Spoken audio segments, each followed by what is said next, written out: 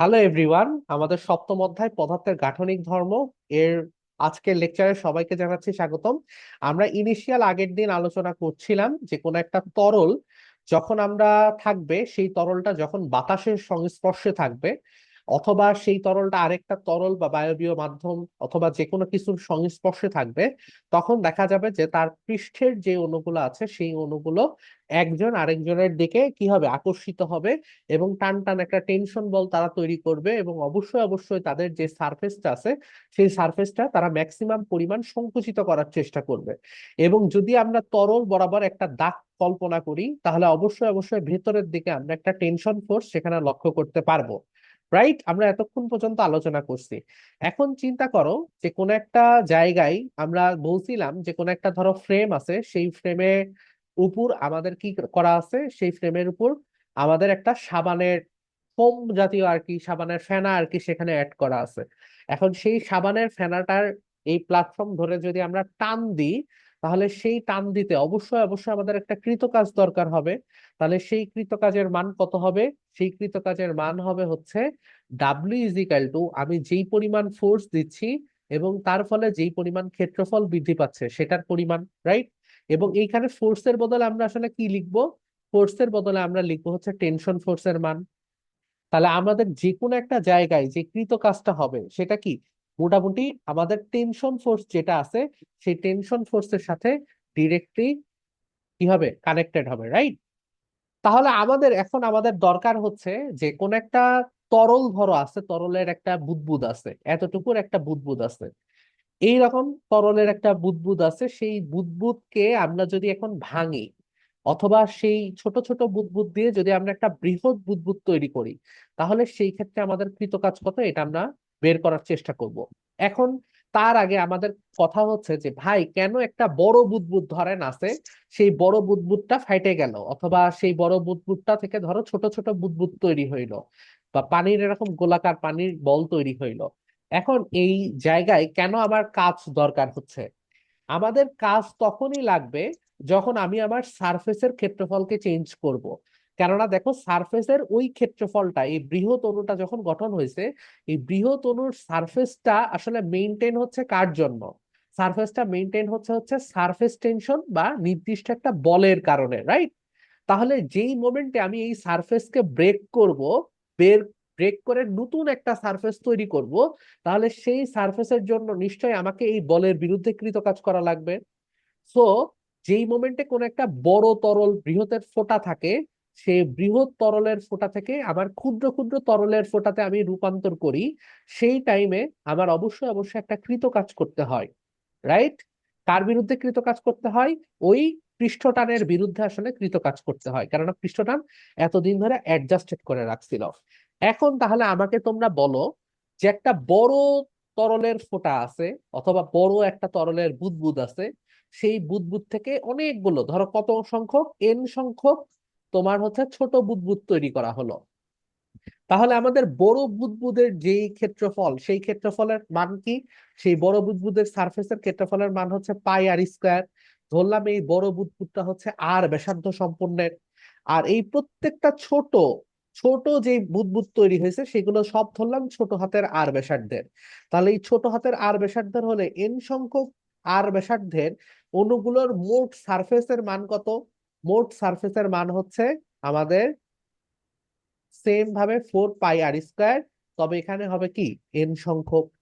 এখন তোমরা আমাকে বলো দেখি, এই যে ছোট যেগুলো আছে এন, এন 4 পাই আর স্কোয়ার, এটা বড় নাকি 4 পাই আর স্কোয়ার এইটা বড়? ভাই N4 π r² কেন N4 পাই আর স্কোয়ার বলো? ভাই, কারণ যখন একত্রিত অবস্থা ছিল তখন তো সে পৃষ্ঠ টান ছিল, পৃষ্ঠ টানের ফলে যেহেতু মানে তরল অণুগুলো তার ক্ষেত্রফল সর্বোচ্চ কমিয়ে রাখার চেষ্টা করেছে, এই জন্য সেক্ষেত্রে ক্ষেত্রফলের পরিমাণ কম। দেখো, বড় বুদবুদ যখন ছিল তখনও সারফেস টেনশন ছিল, তার আকৃতি গোলাকার ছিল। যখন ছোট হয়েছে তখনও সে আসলে কি, আলটিমেটলি তোমার সারফেস টেনশন তখনও তো সে আছে, তখনও সে তো গোলাকার আকারেই আছে।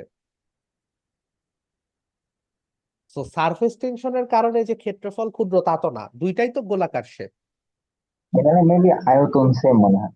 আয়তন তো দুইজনের সেম, রাইট? এটার আয়তনও যা, এটার আয়তনও তা, আয়তন সেম আমরা মেনে নিচ্ছি। আমি বললাম 4 পাই বড় হাতের আর স্কয়ার, এইটা বড় নাকি n 4 পাই আর স্কয়ার এইটা বড়? কোনটার সারফেস আসলে বেশি, সারফেস এরিয়া কোনটার বেশি? একটা এন জিনিস, ফোর। হ্যাঁ এটা কেন, কেন কারণটা কি, হোয়াই এটা বড় কেন? আচ্ছা, আচ্ছা কারণ আমি, হলো যে একটি বড় বস্তু ভেঙে যখন ক্ষুদ্র ক্ষুদ্র বস্তুতে পরিণত হয়, তখন ওই যে তাপমাত্রা মেবি ওই যে বৃদ্ধি পায়। আচ্ছা তাপমাত্রা বৃদ্ধি পায় সেগুলো তো আমরা পরে শিখবো, রাইট?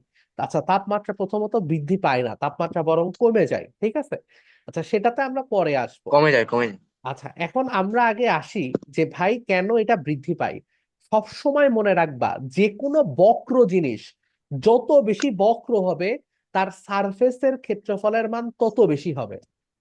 যে যত বক্র হবে, তার সারফেসের পরিমাণের মান, প্যারামিটারের মানও বাড়বে, পেরিমিটারের মানও বাড়বে, সরি পেরিমিটারের মানও বাড়বে, এরিয়ার মানও আসলে বাড়বে। যেমন ভাই কেমন, এটা আপনি যে বললেন এটার উদাহরণ কি? ধরো তুমি একটা সেম আয়তনের বক্ররেখা নিলা, এরকম নিলা, আর সেম আয়তনের একটা পঞ্চভুজ নিলা, কার পেরিমিটার বেশি বা কার এরিয়া বেশি? দেখবে এটার এরিয়া বেশি। বুঝছো? সেম ভাবে আমি যদি এখন বলি যে ইভেন আমাদের যে বায়োলজির যে বডি আছে না, সেই বায়োলজির বডিগুলো এই সেম জিনিস ফলো করে। যেমন মাইক্রোকন্ডিয়াতে ক্রিস্টি থাকে দেখছো, এরকম জি এরকম ভাই। আঙ্গুলের মতো পদক্ষেপ থাকে মাইক্রোকন্ডিয়ার মধ্যে, বায়োলজিতে আছে। আমাকে বলো তো মাইক্রোভিলাই। হ্যাঁ, আমার যে ক্রিস্টি থাকে, ঠিক আছে, এরকম আঙ্গুলের মতো পদক্ষেপ গুলো থাকে, কেন থাকে জানো তোমরা? এর কারণ হচ্ছে মাইক্রোকন্ডিয়ার যেন শোষণতল, বক্রমভিধায় বেশি জায়গা, মানে কম জায়গায় বেশি। রাইট, ও শোষণতলকে বাড়ানোর জন্য। অর্থাৎ যেই টাইমে এইগুলো হচ্ছে আঙ্গুলের মতো প্রদক্ষিপ বা বক্ররেখার পরিমাণ বাড়াবে, তখন এর আসলে এরিয়ার পরিমাণ বাড়াবে। কিসের এরিয়ার পরিমাণ বাড়াবে? এই ক্রিস্টি দিয়েই তো সে খাদ্য পরিবহন করে, পানি পরিবহন করে। তো সে কি করবে? এই এরিয়া দিয়ে বেশি পরিমাণ খাদ্য বা পানি পরিবহন করতে পারবে বা আনা নেওয়া করতে পারবে। এই জন্য ক্রিস্টি কেমন শেপের হয়? বক্র শেপের হয়। কথা কি বুঝতে অন্তর পারছো? ক্ষেত্রে তো একই নিয়ম হ্যাঁ, প্রযোজ্য, তাই না? হ্যাঁ, হ্যাঁ, একই জিনিসই প্রযোজ্য। সো সারফেস এরিয়া বাড়াইতে গেলে বক্র বানানো লাগবে। তার মানে আমরা বুঝলাম n 4 পাই আর স্কয়ার এইটা 4 পাই আর স্কয়ার থেকে বেশি। এখন দেখো আমার যে সারফেস টেনশন ছিল সেটা কি, টি এর মান। তাহলে টি এর মান এখানে আমরা কল্পনা করলাম। এখন টি এর বিরুদ্ধে যায় যখন তোমাকে কাজ করতে হচ্ছে, তাহলে আমাদের যেই পরিমাণ কৃত কাজ লাগবে সেটার ইয়েটা কি ছিল, সেটার ইয়ে ছিল হচ্ছে del A × T, এরকম না? del A × T এরকম পরিমাণ না, এমন পরিমাণ। এখন দেখো তাহলে আমাদের এই del A এর মানটা কি আসলে, যতটুকু পরিমাণ সারফেস বাড়ছে সেটার পরিমাণ। তাহলে এখানে আমাদের সারফেস আছে কত, n 4 পাই আর স্কয়ার সেকেন্ড ক্ষেত্রে, আর আদি ক্ষেত্রে ছিল 4 পাই আর স্কয়ার। তাহলে আমাদের কৃত কাজের মান কত হবে? কৃত কাজের মান হবে হচ্ছে T × n 4 পাই আর স্কয়ার মাইনাস 4 পাই আর স্কয়ার। তাহলে এখান থেকে আমি 4 পাই কমন নিতে পারি, সো 4 পাই n 4 পাই × T, n আর মাইনাস আর স্কয়ার, এটা হচ্ছে আমাদের কৃতকাজের মান। পরীক্ষার হলে কেমন প্রশ্ন দিবে? প্রশ্ন দিবে যে ভাই একটা 10 মিটার ব্যাসার্ধের বুদবুদ ছিল ধরো, সেখান থেকে 100টা 1 মিটার ব্যাসার্ধের বুদবুদ তৈরি হইলো, সেই ক্ষেত্রে আমার কৃতকাজের মান কত? ক্লিয়ার? এখন আমাদের সেকেন্ড ধাপে প্রশ্ন, সেটা হচ্ছে যে কোনো জায়গায় যদি কৃতকাজ ঘটে, এই কৃতকাজের পরিমাণ শক্তি এটা কি আমার প্রয়োজন না? অর্থাৎ বড় বুদবুদ ভেঙে যদি ছোট বুদবুদে পরিণত হয়, তাহলে আমাকে নির্দিষ্ট পরিমাণ একটা কৃতকাজ করা লাগবে। এই কৃতকাজ তো কেউ না কেউ করবে, কোনো এজেন্টকে তো করতে হবে। এই কৃতকাজের সমান শক্তি তো তাকে সাপ্লাই দিতে হবে। এই শক্তিটা সাপ্লাই দেয় কে? এই শক্তিটা অনেকগুলো এলিমেন্ট সাপ্লাই দিতে পারে। তার মধ্যে একটা এলিমেন্ট সাপ্লাই দেয়, সেটা হচ্ছে বাহ্যিক তাপ, পারিপার্শ্বিক তাপ। তাহলে পারিপার্শ্বিক তাপ যদি যখন সাপ্লাই দিবে, তাহলে পারিপার্শ্বিক তাপ যখন সাপ্লাই দিবে, তখন বাইরের যেই তাপমাত্রা আছে সেটা কি হবে? হ্রাস হবে। পারিপার্শ্বিক তাপ যদি এই শক্তিটা সাপ্লাই দেয়, শক্তি কি করে? সাপ্লাই দেয়, তাহলে বাইরের তাপমাত্রা কি হয়ে যাবে? কমে যাবে। তো এই ক্ষেত্রে টেম্পারেচার কমে যাবে, টেম্পারেচার কমে যাবে। সিস্টেমের। রাইট। না না, সিস্টেমের কেন কমবে? এটা বাইরে থেকে তো সে তাপ গ্রহণ করতেছে, তো বাইরের টেম্পারেচার কমে যাবে। ঠিক আছে। আচ্ছা, সেকেন্ড জিনিস, পরিবেশে। যদি পরিবেশ তাপ সরবরাহ করে এবং সেই পরিমাণ এনার্জি সে পায়, তাহলে আমি কি লিখতে পারবো? 4 পাই টি এন আর স্কোয়ার মাইনাস আর স্কোয়ার সমান সমান আমি লিখতে পারবো হচ্ছে, কি লিখতে পারবো বলো দেখি? M S del theta. যেই বস্তু তাপ হারাবে তার আপেক্ষিক তাপ, তার ভর এবং ডেল থেটা। ক্লিয়ার? 9-10-এর জিনিস পারা যাবে। এইটা গেল। এখন আমাদের আরেকটা সমস্যা হয়, সেটা হচ্ছে ডিরেক্টলি এই ছোট হাতের আর এর মান দেওয়া থাকে না। আমাদের কেমন প্রশ্ন দেওয়া থাকে?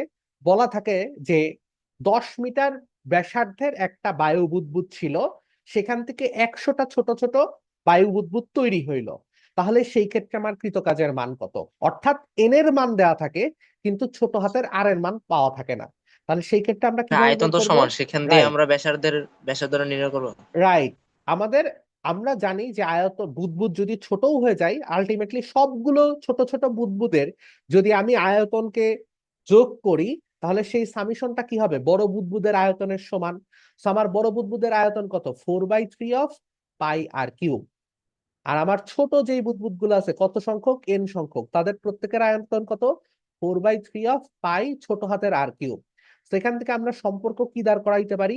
আর কিউব ইজ ইকাল টু বড় হাতের আর কিউব ভাগ এন, অথবা R is equal to √3 of R cube ভাগ হচ্ছে এন, অথবা এটাকে আরো সিম্পলিফাই করে লিখলে আর ভাগ √3 অফ এন। তাহলে পারা যাবে। তাহলে আমার, ধরো আমি বলল যে একটা 10 মিটার ব্যাসার্ধের বুদবুদ ছিল, সেটা 1000টা ছোট ছোট বুদবুদে পরিণত হইল, তাহলে এক একটা ছোট বুদবুদের আমাদের ব্যাসার্ধ কত হবে? 10/10, 1 মিটার। বোঝা কি গেছে? এই পারা কি যাবে?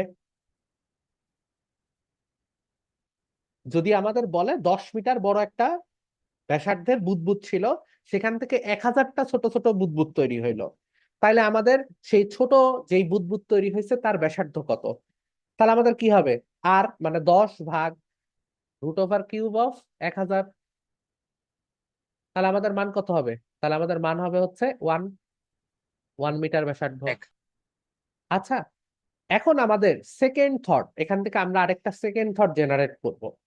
সেটা হচ্ছে, আমরা এতক্ষণ পর্যন্ত শিখলাম একটা বড় বুদবুদ আছে, সেখান থেকে ছোট ছোট বুদবুদ তৈরি হয়েছে। এমন কি হইতে পারে না যে ছোট ছোট বুদবুদ আছে, সেগুলো সব একত্র হয়ে একটা বড় বুদবুদ তৈরি হয়েছে?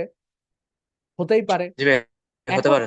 এখন যদি এমন হয়, এন সংখ্যক ছোট বুদবুদ ছিল, কি বললাম? এন সংখ্যক ছোট বুদবুদ ছিল, তারা মিলে কি করছে?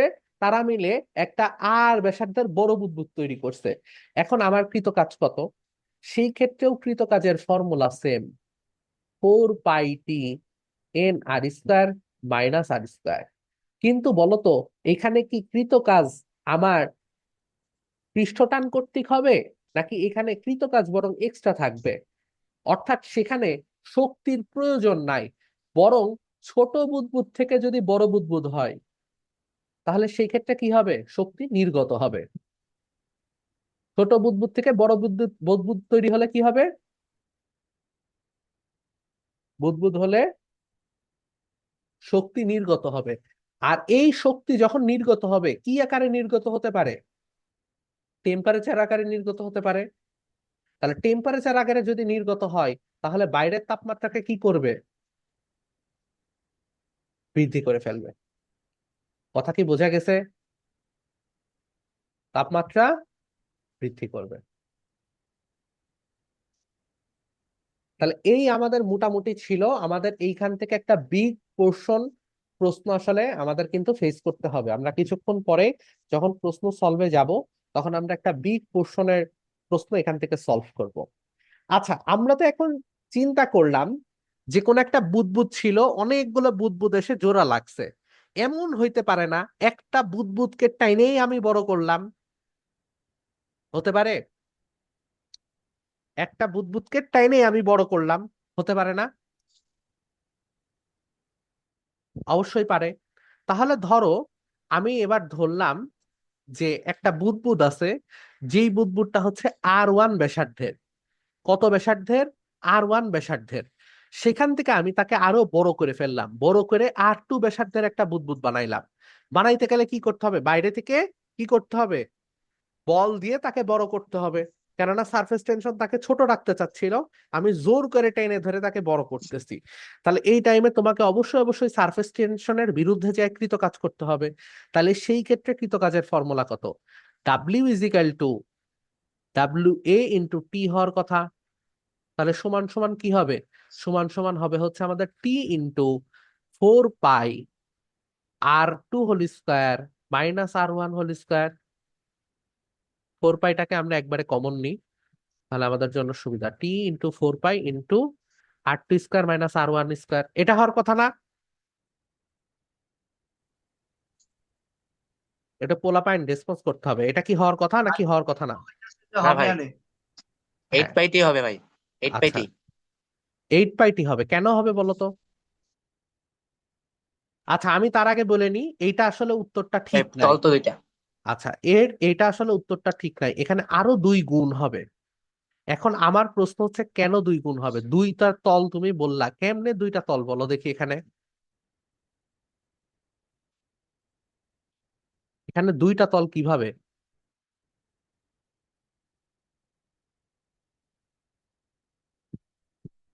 কেউ, এনিওয়ান?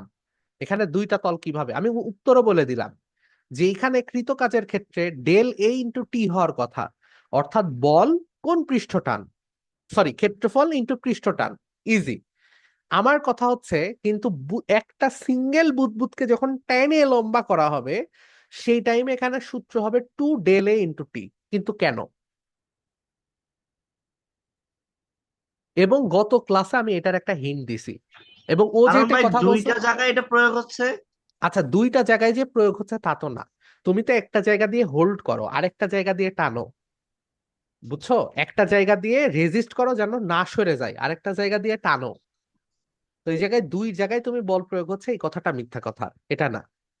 কিন্তু ও যেটা বললো তল দুইটা, এই কথাটাও সত্য আছে, কিন্তু কোথায় তল দুইটা কেউ বলতে পারলে তাকে আমি 5 টাকার সিঙ্গারা খাওয়াবো। ভাই পানি স্তরে স্তরে ভাগ হয়ে আছে তাই। পানি স্তরে তো ভাগ হয়ে আছে, কিন্তু সেই দুইটা তল কোথায়? মানে দুইটা তল কোথায় অবস্থান করতেছে? এখানে তো সারফেস একটাই, তো দুইটা তল কোথায়? আচ্ছা, আমি আনসারটা বলে দিই, উত্তর হচ্ছে দুইটা তলই আছে। আমি বলছিলাম সারফেস টেনশন কখন থাকে? যখন একটা সারফেস পানির আর আরেকটা কোনো আউটার সারফেস, সেটা বায়ু হতে পারে, সেটা তেল হতে পারে, সেটা এনিথিং এলস, যা ইচ্ছা তাই হতে পারে। যখন একটা পানির সারফেস থাকে আর আরেকটা অন্য কিছুর সারফেস থাকে, তখন সেখানে কি হয়? তল সৃষ্টি হয়, এবং সেখানে সারফেস সৃষ্টি হয়, সেখানে সারফেস টেনশন হয়। একটা বুদবুদ যে আছে, সেই বুদবুদের দুইটা তল, যেমন ধরো এই বোতল, এই বোতলের দুইটা, এই বোতলটাকে ধরে নিলাম একটা পানির পানির আর কি বুদবুদ, কল্পনা করে নেওয়া আর কি। এখন ইকুইপমেন্ট কম, তাহলে এর দুইটা তল আছে। একটা তল হচ্ছে এর আউটার সারফেস এবং বায়ু, এর আউটার সারফেস এবং বায়ু। আরেকটা হচ্ছে এর ইনার সারফেস এবং ইনার বায়ু। একটা কি বুদবুদের ভেতরের বায়ু এবং ভেতরের সারফেস, এখানে একটা সারফেস টেনশন।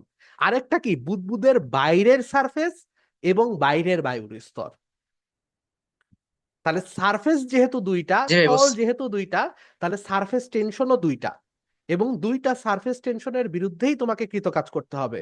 অর্থাৎ ভিতরের সারফেস টেনশনও ওই তলকে ভিতর বুদবুদকে ভেতরের দিক থেকে টেনে রাখার চেষ্টা করবে, আবার বাইরের যে তলটা আছে সেটাও কি করবে? বাইরের দিক থেকে টেনে ধরার চেষ্টা করা হবে। সো সিঙ্গেল যখন আমি এরকম চিন্তা করব, সিঙ্গেল যখন আমি এরকম বুদবুদ নিয়ে চিন্তা করব, তখন অবশ্যই অবশ্যই আমাকে কি করতে হবে? 2 দ্বারা গুণ করতে হবে। একটা ইম্পোস্টার ক্লাসে ঢুকিছে, এবং তার নাম হচ্ছে রুহাম আপু, সে ক্লাসে ঢুকিছে কত মিনিট পরে? 26 মিনিট পরে। আপনি অবশ্যই অবশ্যই ভাইয়া আমাকে আরেকটা ক্লাস ছিল, আমি এখন আমি ভুলে শুনবো না, গেছি। এখন আমি শুনবো না। আপনি সরি আমাকে ভাইয়া। পরবর্তীতে ক্লাস শেষে আমাকে জবাবদিহিতা দিবেন যে কেন আপনাকে, আপনি ক্লাসে দেরিতে আসবেন এবং আমাকে কেন ক্লাস 20 মিনিট আগে শুরু করতে হবে। আচ্ছা, এবার আসেন, আচ্ছা, এটাও আমাদের তাহলে কাজে লাগবে। অনেক সময় আমাদের প্রশ্নে হয়তোবা এন সংখ্যক কোনো জোড়া লাগবে না, একটা অণুকেই এক্সটেন্ডেড করে আমাকে কি করতে হবে, সারফেসের পরিমাণ বা ব্যাসার্ধের পরিমাণ বৃদ্ধি করতে হবে। সেই ক্ষেত্রে আমার যেই পরিমাণ এনার্জি দরকার বা কৃতকাজ করতে হবে সেটা আমাকে সেখানে লিখতে হবে। অথবা সেম ভাবে যদি R2 থেকে R1-এ যাইতো, অর্থাৎ বড় ব্যাসার্ধ থেকে ছোট ব্যাসার্ধে যাইতো, তাহলে সেই ক্ষেত্রে কি হইতো, কৃতকাজ নেগেটিভ হইতো, এবং সেই ক্ষেত্রে আমাকে অবশ্যই অবশ্যই কি করা লাগতো, শক্তিকে নির্গত করতে হতো। আচ্ছা, এখন আসো, সেটা হচ্ছে আমরা যে বললাম সারফেস দুইটা, এটা বোঝার জন্য আমরা আরো সুন্দর একটা ডায়াগ্রাম ইউজ করতে পারি। সেটা হচ্ছে এটা। তো এটাই আসলে কি বলার চেষ্টা করতেছে সেটা আসলে আমি আগে একটুখানি বলার চেষ্টা করি। সেটা বলা হচ্ছে যে ভাই, যখন কোন একটা অণু নিমজ্জিত থাকে, কোন একটা অণু নিমজ্জিত থাকে, সেই অণুটার মানে একটা ধরো বৃহৎ পানির বুদবুদ আছে, সেই বৃহৎ পানির বুদবুদে এটা হচ্ছে কেন্দ্রীয় একটা অণু। তাহলে এই কেন্দ্রীয় অণু তার চারপাশের অণুকে মানে একদম আটকায় আটকায় রাখার চেষ্টা করবে। এই আটকায় আটকায় যে রাখার চেষ্টা করে, কেন রাখে? সেটার কারণ হচ্ছে তার ভিতরকার আসঞ্জন বল নাকি সংশক্তি বল? কেউ একজন ফার্স্ট বলো। এই সংশক্তি বল। সংশক্তি বল। এখন এই যে যে সংশক্তি বল নিয়ে সে আটকায় রাখবে, সে কি অনেক দূরের কোন একটা অণুকে আটকায় রাখতে পারে, নাকি তার ইনিশিয়াল কাছের একটা অণুকে সে আটকায় রাখবে? ইনিশিয়াল কাছে। কাছের, এবং সেটার মান কত? কালকে আলোচনা হয়েছে, পাল্লা কত? 10⁻⁻10, -9 বা 10। -9 বা 10, 10 মেবি, যত সম্ভব 10। তাহলে আমাদের এই বইতে যে, 9 দেওয়া আছে যদি। আচ্ছা হইলো, তোমার বইয়ে 9 দেওয়া থাকলো, প্যারা নাই, তোমার বইয়েরটাই পড়ো। তাহলে 10⁻⁹ যদি হয়, তাহলে একদম কাছাকাছি যেই অণুগুলো আছে তাদেরকে সে হোল্ড করে রাখবে। একটা অণু তার আশেপাশের যে কয়টা অণুকে এই সংশক্তি বল দ্বারা আটকায় রাখতে পারে, সেটাকে বলা হয় তার প্রভাব গোলক।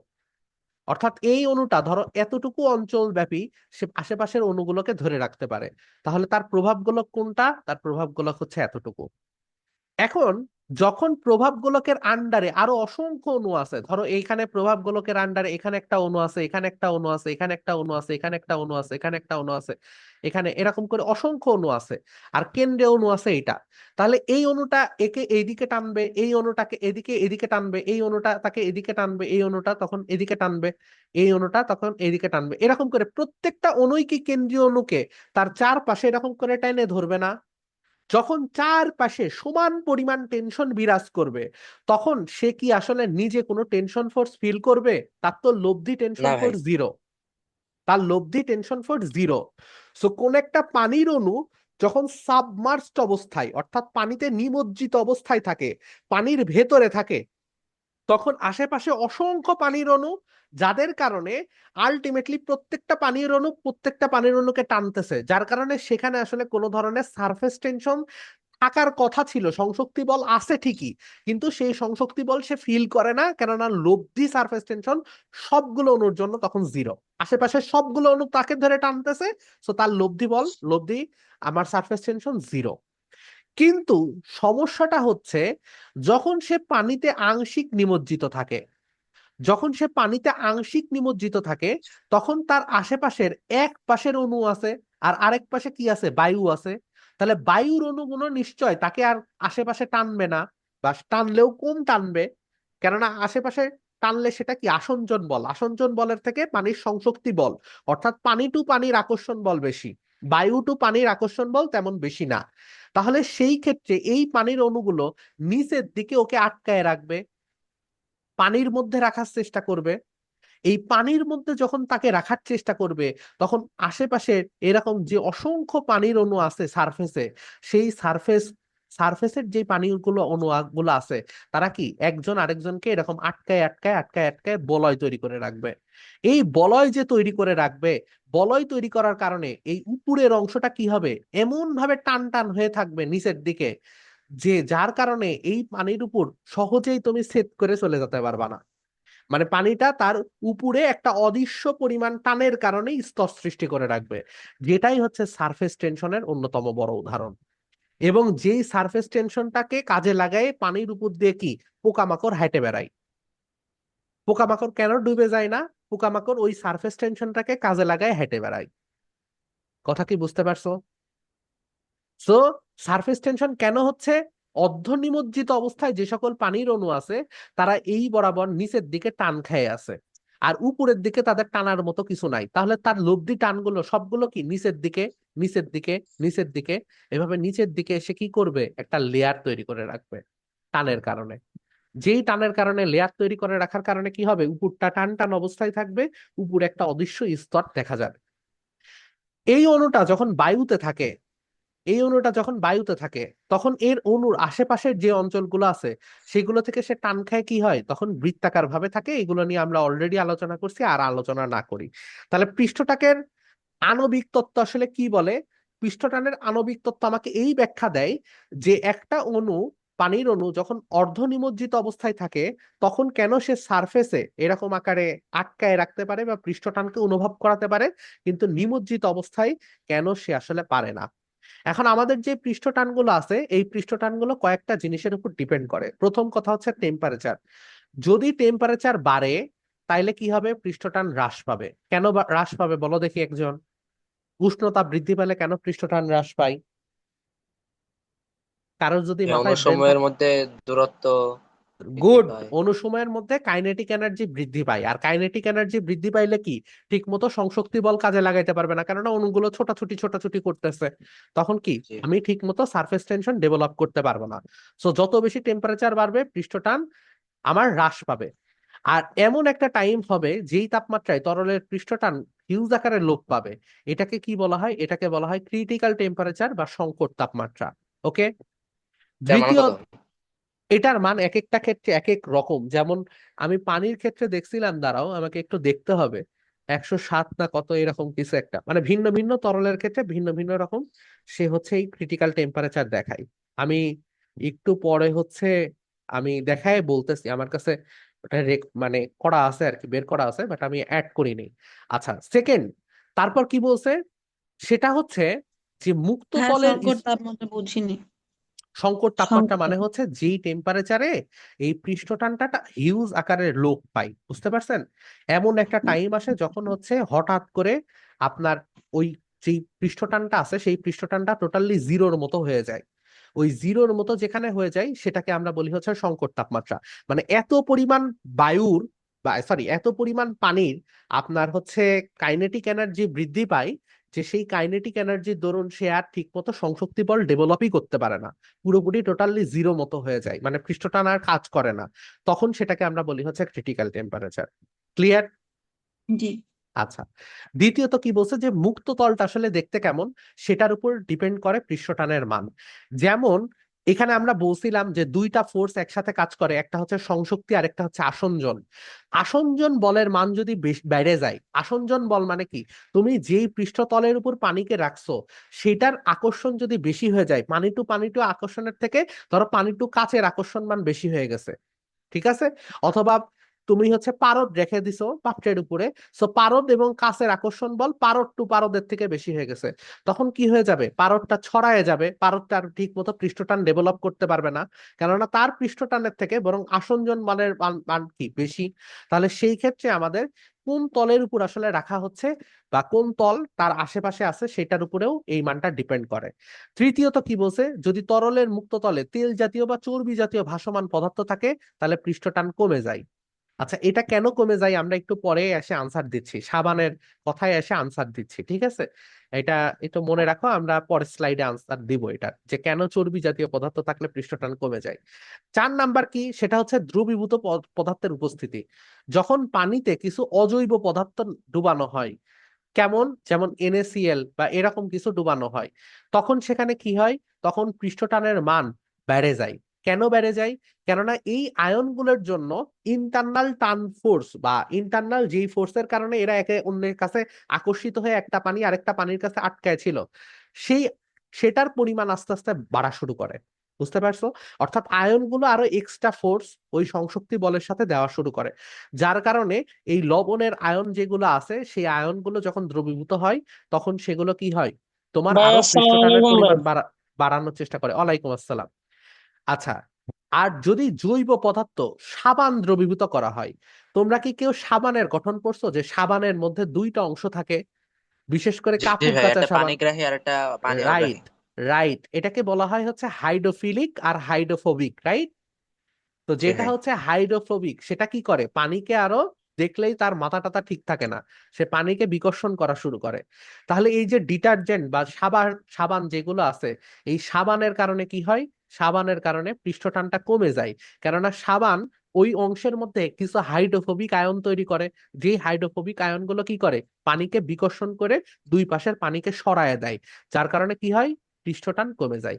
সেম ভাবে যদি তড়িতাহিত হয়, সেম ভাবে কি আয়নগুলো সবগুলো কোথায় চলে যাবে বলো দেখি। ধরো কোন একটা গোলকের মধ্যে তুমি কিছু আয়ন পুশ করছো বা চার্জিত করছো, এই চার্জ গুলো কোথায় যায় অবস্থান করে? ধরো একটা নিরেট গোলক, নিরেট একটা লোহার গোলক, এর মধ্যে তুমি 10 পৃষ্ঠে কুলম চার্জ ভাই। দিছো, রাইট, পৃষ্ঠে। অর্থাৎ একটা গোলক হোক আর যেই হোক, তাকে যদি চার্জিত করা হয়, তাহলে সেই চার্জ গুলো কোথায়, পৃষ্ঠে যায় অবস্থান করে। এখন ধরো পৃষ্ঠে সব সমধর্মী চার্জ, রাইট? ধরো পানির মধ্যে দিয়ে তুমি ইলেকট্রন পাস করাচ্ছ বা চার্জ দিছো, সেটা পজিটিভ হোক নেগেটিভ হোক, পাস তুমি দিচ্ছ। তাহলে তরলের যে সারফেস আছে, সেই সারফেসে সব পজিটিভ চার্জ বা সব নেগেটিভ চার্জ তৈরি হবে না? তাহলে এই পজিটিভ চার্জ ওই সারফেসে বিকর্ষণ করা শুরু করবে। তখন আর ওই পানি কি করতে পারে না, সংশক্তি বল দিয়ে নিজেরা নিজেদেরকে আটকায় রাখতে পারে না, কেননা ইটসেলফ ওই চার্জগুলো নিজেরা নিজেদেরকে বিকর্ষণ করা শুরু করে। এই জন্য যখন পানিকে তড়িতাহিত করা হয়, তখনও এর পৃষ্ঠটান হ্রাস পায়। সাবানের এই জিনিসের খুব একটা মজার উদাহরণ আছে, এই যে এখানে, যে আমরা কেন হচ্ছে সাবান ব্যবহার করি। তো সাবান আমরা ব্যবহার করি কিন্তু এই কারণেই, যে সাবান যখন ইউজ করা হয়, পানির যদি পৃষ্ঠটান এক্সিস্ট করে, তাহলে এই কাপড়ের ক্ষুদ্র ক্ষুদ্র যেই মানে কণিকাগুলো আছে, তার মধ্যে যে ভয়েড বা ফাঁকা স্থান আছে, সেই ভয়েডের মধ্যে কি আসলে পানি ঢুকতে পারবে ঠিক মতো? উত্তর হচ্ছে না। কেননা সারফেস টেনশনের কারণে কি হবে, পানিগুলো কাপড়ের মধ্যে ঢুকতে চাবে না, পানিগুলো তার নিজের সারফেসেই একটা লেয়ার তৈরি করে রাখবে, রাইট? যার জি ভাই। কারণে ওই ক্ষুদ্র ক্ষুদ্র স্থানে যায় কাপড়কে পরিষ্কার করতে কে পারবে না, সাবান পারবে না। কিন্তু যখন আমরা সরি, পানি পারবে না, কিন্তু যখন আমরা সাবান ইউজ করি, তখন পানির সারফেস টেনশনের মান কমে যায়। এই জন্য ডিটারজেন্ট দিয়ে আমরা কি করি, আগে পানি 1-2 ঘন্টা ভিজায় রাখি, যেন কাপড়ের ভিতরে ভিতরে কি করতে পারে, পানি প্রবেশ করতে পারে এবং ময়লা পরিষ্কার করতে পারে। দ্বিতীয়ত, তোমরা কি দেখছো না, গরম পানি দিয়ে প্রথমে আগে কাপড় কাচে? জি ভাই। না ভাই দেখি নাই। কখনো গরম পানি দিয়ে কাপড় কাচতে দেখোনি? তুমি দেখবা না কি ভাই। করে, আমি দেখছি তুমি ভাই। যদি ক্লাসে জয়েন করো 30 মিনিট পর, তাহলে তো তুমি দুনিয়ায় অনেক কিছুই দেখতে পাবা না। একটা জিনিস দেখতে পাবা, সেটা হচ্ছে পরীক্ষার হলে সর্ষে ফুল। বুঝেছো? এখন শোনো, গরম পানি দিয়ে অনেকেই কাপড় কাচে, ঠিক আছে, এখন সবার বাড়িতেই মোটামুটি এটা হওয়ার কথা। এখন কেন গরম পানি দেয়? এর কারণ হচ্ছে, পৃষ্ঠটান কমে যায়। রাইট, যখন টেম্পারেচার বাড়বে তখন পৃষ্ঠটান কমবে, আর পৃষ্ঠটান কমলে কি হবে, সুন্দর মতো কাপড়ের মধ্যে পানি ঢুকতে পারবে বা পানি প্রবেশ করতে পারবে। এই জন্য আমরা গরম পানি দিয়ে কি করি, কাপড় কাচার চেষ্টা করি। আচ্ছা, বহুত আলোচনা করলাম, এবার আসো কৈশিকতার একটু আলোচনা করা যাক। এই থিওরি ক্লাস নিয়ে খুব বোরিং, কেননা থিওরি ক্লাস আসলে তোমাদের জন্য বোরিং হওয়ার কথা না, থিওরি ক্লাস মজাই হওয়ার কথা ম্যাথের থেকে। বাট জি ভাই, থিওরি নতুন ক্লাস, নতুন জিনিস। হ্যাঁ, কিন্তু থিওরি ক্লাস নিতে গেলে আমার মুখ চোখের অবস্থা সব একদম হাওয়া হয়ে যায়, আধা ঘন্টা 1 ঘন্টা টানা বকতে বকতে হয় আর কি। আচ্ছা, কৈশিকতার একটা উদাহরণ দিই। তোমরা কি কখনো বিল্ডিং এর নিচের দিকে দেখছো যে টাইলস বসাই, ফ্লোর ও মানে ভাই একটা নিচের দেওয়াল, দিকে। হ্যাঁ একটা জি ভাই, দেওয়াল। দেখছি। আচ্ছা আমি বলিনি, একটা দেওয়াল, সেই পুরো দেওয়ালে হয়তো বা টাইলস করা নাই, কিন্তু নিচের দিকে একটা সারি করে টাইলস বসানো হয়। ইভেন টাইলসও যদি না বসানো হয়, তাও আলকাতরা দিয়ে একটা রং করা থাকে কালো রঙের, রাইট? ও জি ভাই ভাই, দেখছি। দেখছি। আচ্ছা, এইটা একটা গেল।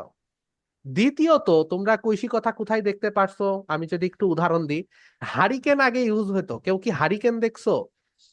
ও জি ভাই ভাই, আমি দেখছি তো। দেখছি। আচ্ছা, তা একটা হারিকেনের মধ্যে কি হয়, এই রকম কুপি থাকে, সলতে থাকে, এই হারিকেনের এর মধ্যে একটা সলতে থাকে, মানে চিকন একটা কাপড় থাকে, ওটা সেই দিয়েই তো জি ভাই। পড়ালেখা করে ভাই। রাইট। তাহলে সেই কাপড়ে কি হয়, আগুন ধরাই দেওয়া হয় এবং ওই কাপড়টা জ্বলে না, রাইট? কাপড়টা তো তেলে ভেজানো থাকে, কথা কি সত্য নাকি ভুল? জি কাপড়টা ভাই তেলে, কেরোসিন সত্য। হ্যাঁ, বোঝানো থাকে। কেরোসিনের তেলে ভেজানো থাকে, কিন্তু ওইটা পুড়তে পুড়তে একসময় কেরোসিন তেল তো শেষ হয়ে যাওয়ার কথা, কেরোসিন তেল তো ওই যেইটা কাপড়ের গায়ে লাগানো ছিল সেটা তো শেষ হয়ে যাওয়ার কথা, আর শেষ হয়ে গেলে তো কাপড় পুড়ে যাওয়ার কথা। কিন্তু আমরা কি কখনো দেখছি যে কাপড়টা পুড়ে যাচ্ছে? তা কিন্তু না দেখি না। ভাই। না। এখন তোমরা চিন্তা করো, কাপড়টা পুড়ে যাচ্ছে না, তার মানে কি অল টাইম নিচ থেকে উপরে তেল উঠতেছে। এখন জি ভাই, তেলের ঠিকই। নিজের একটা ওয়েট আছে, অভিকর্ষজ বল আছে, সেই অভিকর্ষজের বলের দরুন তেলটা সবসময় নিচের দিকে পড়ার কথা, কিন্তু নিচ থেকে উপরে সে একা একাই উপরের দিকে উঠে আসতেছে। এটার কি কোনো ব্যাখ্যা আছে? ব্যাখ্যা এটাই তো আছে কৌশিকতা। আপনার কাছে ভাই, আমাদের কাছে হ্যাঁ, নাই। তাহলে এইটার ব্যাখ্যা যখন আমরা দিতে যাব তখন আমরা একটা ফ্লুইডের নেচার শিখবো। সেই নেচারটাকে বলা হয় হচ্ছে কৈশিকতা বা ক্যাপিলারিটি। তাহলে কৈশিকতা বা ক্যাপিলারিটিটা কি সেটা আমরা বলার চেষ্টা করি। সেটা হচ্ছে যখন কোন একটা তরলের মধ্যে সরু টিউব ঢুকানো হয়, কোন একটা তরলের মধ্যে সরু টিউব ঢুকানো হয়, তখন এই সরু টিউব মানে এই সরু টিউব দিয়ে কিছু তরল একা একাই উপরের দিকে উঠে আসে, কোনো কাজ টাজ কিচ্ছু করা লাগে না, একা একাই কিছু তরল উপরের দিকে উঠে আসে। এই যে উপরের দিকে উঠে আসে, এইটাকেই বলা হয় হচ্ছে ক্যাপিলারিটি অথবা কৈশিকতা। এই ঘটনাকে কি বলা হয়? ক্যাপিলারি অ্যাকশন বা ক্যাপিলারি অ্যাট্রাকশন। কেন হয় সেটা আমরা আসছি, ব্যাখ্যায় আসছি। তাহলে আমরা কি বুঝলাম? পানি একা একাই উপরের দিকে উঠে আসে। কখন উঠে আসে? যখন তার ভিতরে একটা সরু নল প্রবেশ করানো হয়। এবার আমি একটা একটা করে ব্যাখ্যা দেওয়ার চেষ্টা করি। যখন আমাদের বিল্ডিং তৈরি হয়, সেই বিল্ডিং এর সমস্ত পানি এসে জমা হয় কোথায়? ফ্লোরে বা ছাদে, রাইট? এটাকে আমাদের সিভিল ইঞ্জিনিয়ারিং এর ভাষায় বলা হয় হচ্ছে স্ল্যাবে। ঠিক আছে, স্ল্যাবে এসে জমা হয় পানি। এখন পানিগুলো যখন স্ল্যাবে জমা হয়, তখন এই দেওয়ালের মধ্যে অসংখ্য অসংখ্য পোর আছে না, অসংখ্য অসংখ্য ছিদ্র আছে না দেওয়ালের মধ্যে, সিমেন্টের মধ্যে, বালির মধ্যে, ইটের মধ্যে ছোট ছোট ছোট ছোট ভূমিক মানে আণুবীক্ষণিক তোমার ছিদ্র আছে। এই ছিদ্র পথে তখন ফ্লোর থেকে পানি উপরের দিকে, দেওয়ালের উপরের দিকে উঠে আসে। আর পানি দেওয়ালের উপরের দিকে উঠে আসা খুব ভয়ঙ্কর জিনিস, সেগুলো ইটকে দুর্বল করে ফেলে। ইটের মধ্যে থাকা লবণ বাইরে চলে আসে, তখন এই সিমেন্ট গুলো একদম তোমার হচ্ছে কি ফোসকার মতো উপরের দিকে উঠে যায়। ওই যে দেখো না, কিছু কিছু দেওয়াল ড্যাম হয়ে যায়, হাত দিলেই সব প্লাস্টার মিলাস্টার ঝরে পড়ে যায়। এরকম ঘটনাগুলো ঘটা শুরু করে, মানে পানি দেওয়ালের জন্য খুব ভয়ঙ্কর। কিন্তু যে ভাই সাদা সাদা বের বের হইতে দেখা রাইট, যায় সেটাই। রাইট, রাইট, আবার ঝুরঝুরির মতো হয়ে যায়। তুমি আমার আমার এই রুমের মধ্যেও আছে, যে জাস্ট রং ভাই ধরে আমার এরকম রুমেও একটা, আছে ভাই। হ্যাঁ, রুমে ঝাঁকি দিবা, দেখবা যে দেওয়াল থেকে সম্পূর্ণ তোমার হচ্ছে এইগুলো ঝুরে ঝুরে পড়তেছে। এটার কারণ কি? এটার কারণ হচ্ছে দেওয়াল নিচের ফ্লোর বা স্ল্যাব থেকে বা ছাদ থেকে সে কি করে? পানি শোষণ করে। পানি শোষণ করে দেওয়াল বাইরে উপরের দিকে উঠা শুরু করে। আর ওই পানি যখন বাইরের দিকে বের হয়ে আসে, বের হয়ে এসে ইভাপোরেটেড হয়ে যায়, তখন ভিতরে যা কিছু লবণ টবণ ছিল সবকিছু নিয়ে বের হয়ে যায়। যাই হোক, অত বিস্তারিত জানার দরকার নাই। এখানেও সেম ক্যাপিলারি অ্যাকশনের জন্য দেওয়াল বায়ে কি হয়? উপরের দিকে পানি উঠে আসে। কেন উঠে আসে? কেননা দেওয়ালের মধ্যে ছোট ছোট অনেক আণুবীক্ষণিক ছিদ্র আছে। সেম ভাবে যখন কাপড় ছিল, সেই কাপড়ের মধ্যে অসংখ্য ছিদ্র ছিল। তোমরা কি দেখছো ওই কাপড়টা একটু মোটা কাপড়, মানে যেটা কেরোসিনের সাথে ইউজ করা হয় হারিকেনে, সেটা একটু মোটা কাপড় দেখবা, সেটা যে কোনো কাপড় দিলেই হয় না, একটু মোটা ফিতার মতো কাপড়। তো তার মধ্যে অসংখ্য ছিদ্র আছে, যেই ছিদ্র পথ বায়ে তেল আস্তে আস্তে উপরে উঠে। তাহলে কেন এই কাজটা হয়? এই কাজটা কেন হয়? এই কাজটা হয় হচ্ছে তরলের পৃষ্ঠটানের জন্য। তরলের পৃষ্ঠটানের জন্য। তো দুইটা ঘটনাই ঘটতে পারে। এক, এই সরু তলবায়ে পানি কিছুটা নিচেও নেমে যেতে পারে, অথবা এই সরু তলবায়ে পানি কিছুটা উপরেও উঠে যেতে পারে। যে কোনো দুইটা ঘটনাই ঘটতে পারে।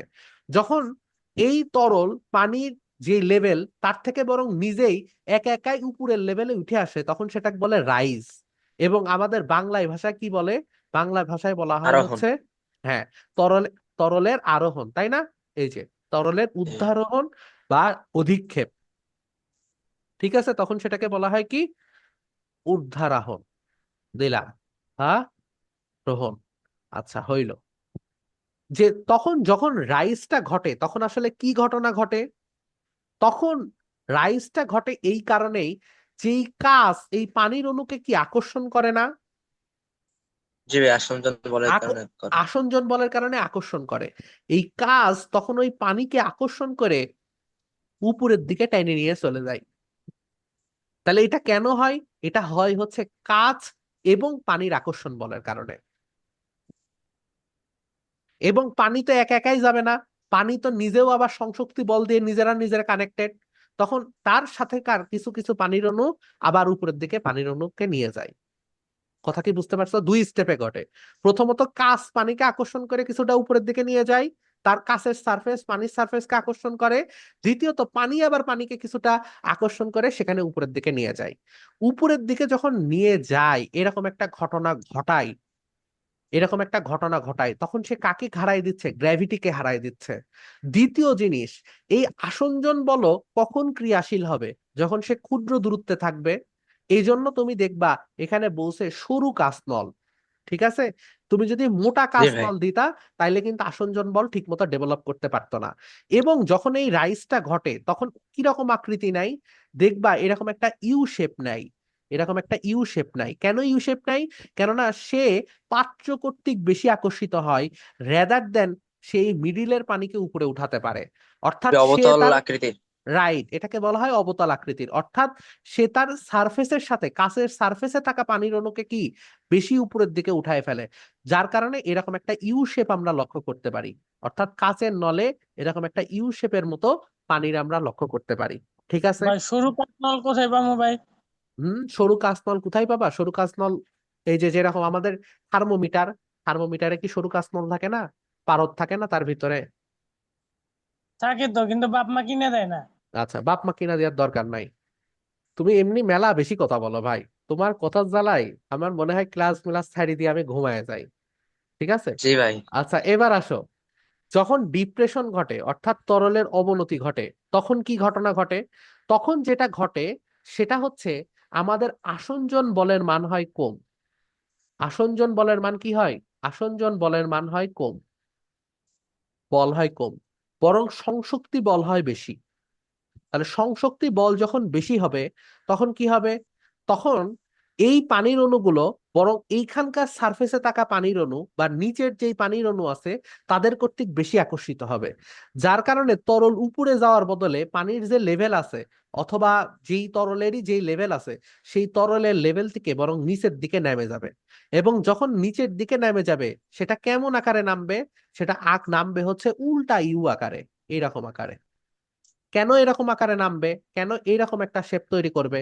এর কারণ এর কাছের যেই তোমার হচ্ছে কাচের যেই সারফেস আছে, সেই সারফেস বরাবর সে বেশি টান দিয়ে নিচের দিকে নামায় দিবে, রেদার দেন মিডিলের অণু। তো সেখানে আমরা কি দেখতে পারি? উল্টা ইউ শেপ আমরা এখানে লক্ষ্য করতে পারি। কথা কি বুঝতে পারছো? এবং এই ঘটনাকে কি বলা হয়? জি। ডিপ্রেশন বলা হয়, অথবা সেটাকে বলা হয় হচ্ছে অবক্ষেপ। এখন এই অবক্ষেপটা তাহলে কিসের কিসের উপর ডিপেন্ড করতেছে? ডিপেন্ড করতেছে হচ্ছে কার আসঞ্জন বল বেশি আর কার সংশক্তি বল বেশি। যেমন আমি যদি কাঁচ আর পানি রেখে দিই, কাঁচ আর পানি রেখে দিই, তাহলে সেই ক্ষেত্রে আমি কি দেখতে পারবো? সেই ক্ষেত্রে আমরা রাইজ আরোহণ। দেখতে পারবো। আর যদি আমি পারদ আর কাঁচ রেখে দিই, তাহলে সেটা আমরা কি ক্ষেত্রে দেখতে পারবো? সেটা আমরা দেখতে পারবো হচ্ছে ডিপ্রেশন। এখন এইটা কি পরিমাণ পানি উঠবে না নামবে সেটা আমরা দেখার চেষ্টা করব। কৈশিকতার উদাহরণ অলরেডি আমরা দিছি।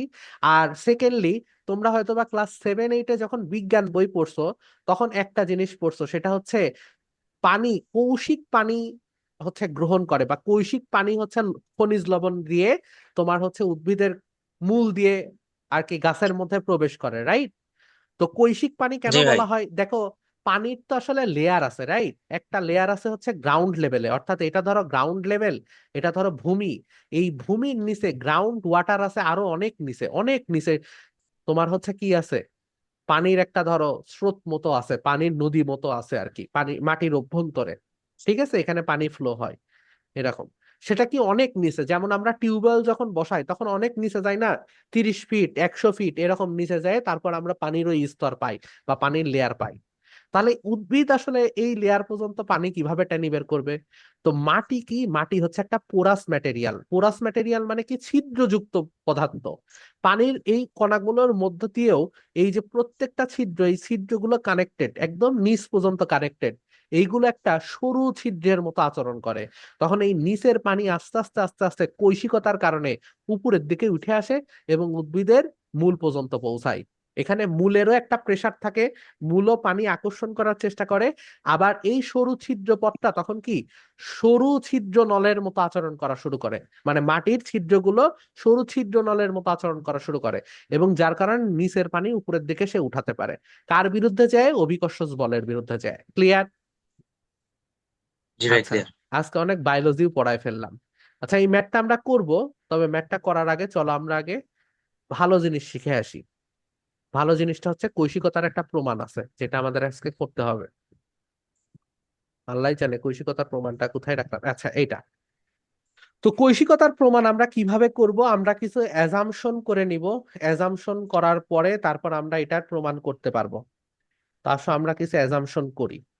অ্যাজাম্পশনটা হচ্ছে এই রকম অনেকটা, যে ধরো একটা কাঁচ পাত্রে কিছু তরল রাখা ছিল, ধরলাম সেই কাঁচ পাত্রে একটা তরল এই হাইট পর্যন্ত থাকার কথা, তার মধ্যে আমরা একটা সরু ছিদ্র নল প্রবেশ করালাম। এটা হচ্ছে সেই সরু ছিদ্র নল। কতটুকু সরু ছিদ্র নল? এটা হচ্ছে একটা আর ব্যাসার্ধের সরু ছিদ্র নল। প্রবেশ করানোর ফলে কৈশিকতার দরুন পানি কিছুটা উপরে উঠে আসবে, এবং কেমন শেপে পানি উঠে আসবে? ধরলাম আমরা ইউ শেপে একটা পানি উঠে আসবে, এরকম করে উঠে আসবে। তাহলে ইউ শেপে যে পানিটা উঠে আসলো, নিশ্চয়ই পানি একা একা তো উঠে আসবে না, কোন একটা টান ছিল, রাইট? সেটাকে আমরা কি বলবো? সেটাকে আমরা বলবো হচ্ছে কৈশিক টান, পানির কৈশিক টান। ঠিক আছে? এই কৈশিক টানের ধরুন ধরো সে উপরের দিকে উঠে আসছে, তাহলে কৈশিক টানটা কি বরাবর ক্রিয়া করতেছে? কৈশিক টানটা এই রকম করে একটা কোণ করে অবশ্যই ক্রিয়া করতেছে। কেন ভাই কোণ করে ক্রিয়া করলো? কোণ না করে যদি ক্রিয়া করতো তাহলে কি আর ইউ শেপ তৈরি হইতো? ইউ শেপ নিশ্চয়ই তৈরি হয়েছে, মানে কি টানটা এরকম কোণা বরাবর আছে, যেই বরাবর টান হয় সেই বরাবরই তো তরল উপরের দিকে স্পর্শ কোণ। উঠবে, রাইট? স্পর্শ কোণ কিনা সেটাই আমরা আসছি, দাঁড়াও। আচ্ছা, এখন তাহলে টিটা কি হবে? টিটা একটা নির্দিষ্ট অ্যাঙ্গেলে আমার ক্রিয়া করবে। কার সাথে নির্দিষ্ট অ্যাঙ্গেলে ক্রিয়া করবে? এখানে যদি আমি একটা তরলের পাত্র বরাবর এরকম একটা আনুভূমিক লাইন টানি, তাহলে সেই যে লাইন আছে সেই লাইনের আমার কি বরাবর, এই যে এর সাথে কোণ করবে হচ্ছে থেটা, তাহলে এই ভূমির সাথে কোণ করবে হচ্ছে টি ইন্টু সাইন থেটা। অর্থাৎ এই পাত্র বরাবর এই বরাবর আমার বলটা হবে হচ্ছে টি সাইন থেটা। এই যেই পাত্রটা ছিল সেই পাত্রের সাথে এই বরাবর যেই আমার ইউ লাইনটা চলছিল, সেই বরাবর আমি টান বল ধরছি টি, আর পাত্রটার গায়ের সাথে থেটা কোণ তৈরি হয়েছে। সো আনুভূমিক বরাবর যে টান বলটা সে খাবে সেটা হচ্ছে টি সাইন থেটা। আচ্ছা, দিলাম। সেম ভাবে এই পাশেও টান খাবে টি, এবং এই পাশেও এটার সাথে একটা কোণ তৈরি হবে, যেই কোণটাকে আমরা বলছি থেটা, এবং যার কারণে এই বরাবর আমাদের টান হয়ে হবে হচ্ছে টি সাইন থেটা। অর্থাৎ এই তরলের মধ্যে এরকম পানি প্রবেশ করছে, এবং এই লেভেল থেকে যেই পর্যন্ত পানি রাইজ করছে, অর্থাৎ এই যে একদম নিচের নিচের যেই প্রান্ত, ইউ শেপের নিচের যেই প্রান্ত, সেই পর্যন্ত যতটুকু রাইজ করছে সেটার মান আমি ধরলাম হচ্ছে এইচ পরিমাণ। এতটুকু বোঝা গেছে? এই চিত্রের এতটুকু বোঝা গেছে? কেউ না বুঝলে একটু বলেন। এই যে নিশিতা, হচ্ছে। লাম আপু বুঝছেন? রনি আপু বুঝছেন? তাহমিদ বুঝছো? জি ভাই, বুঝেছি।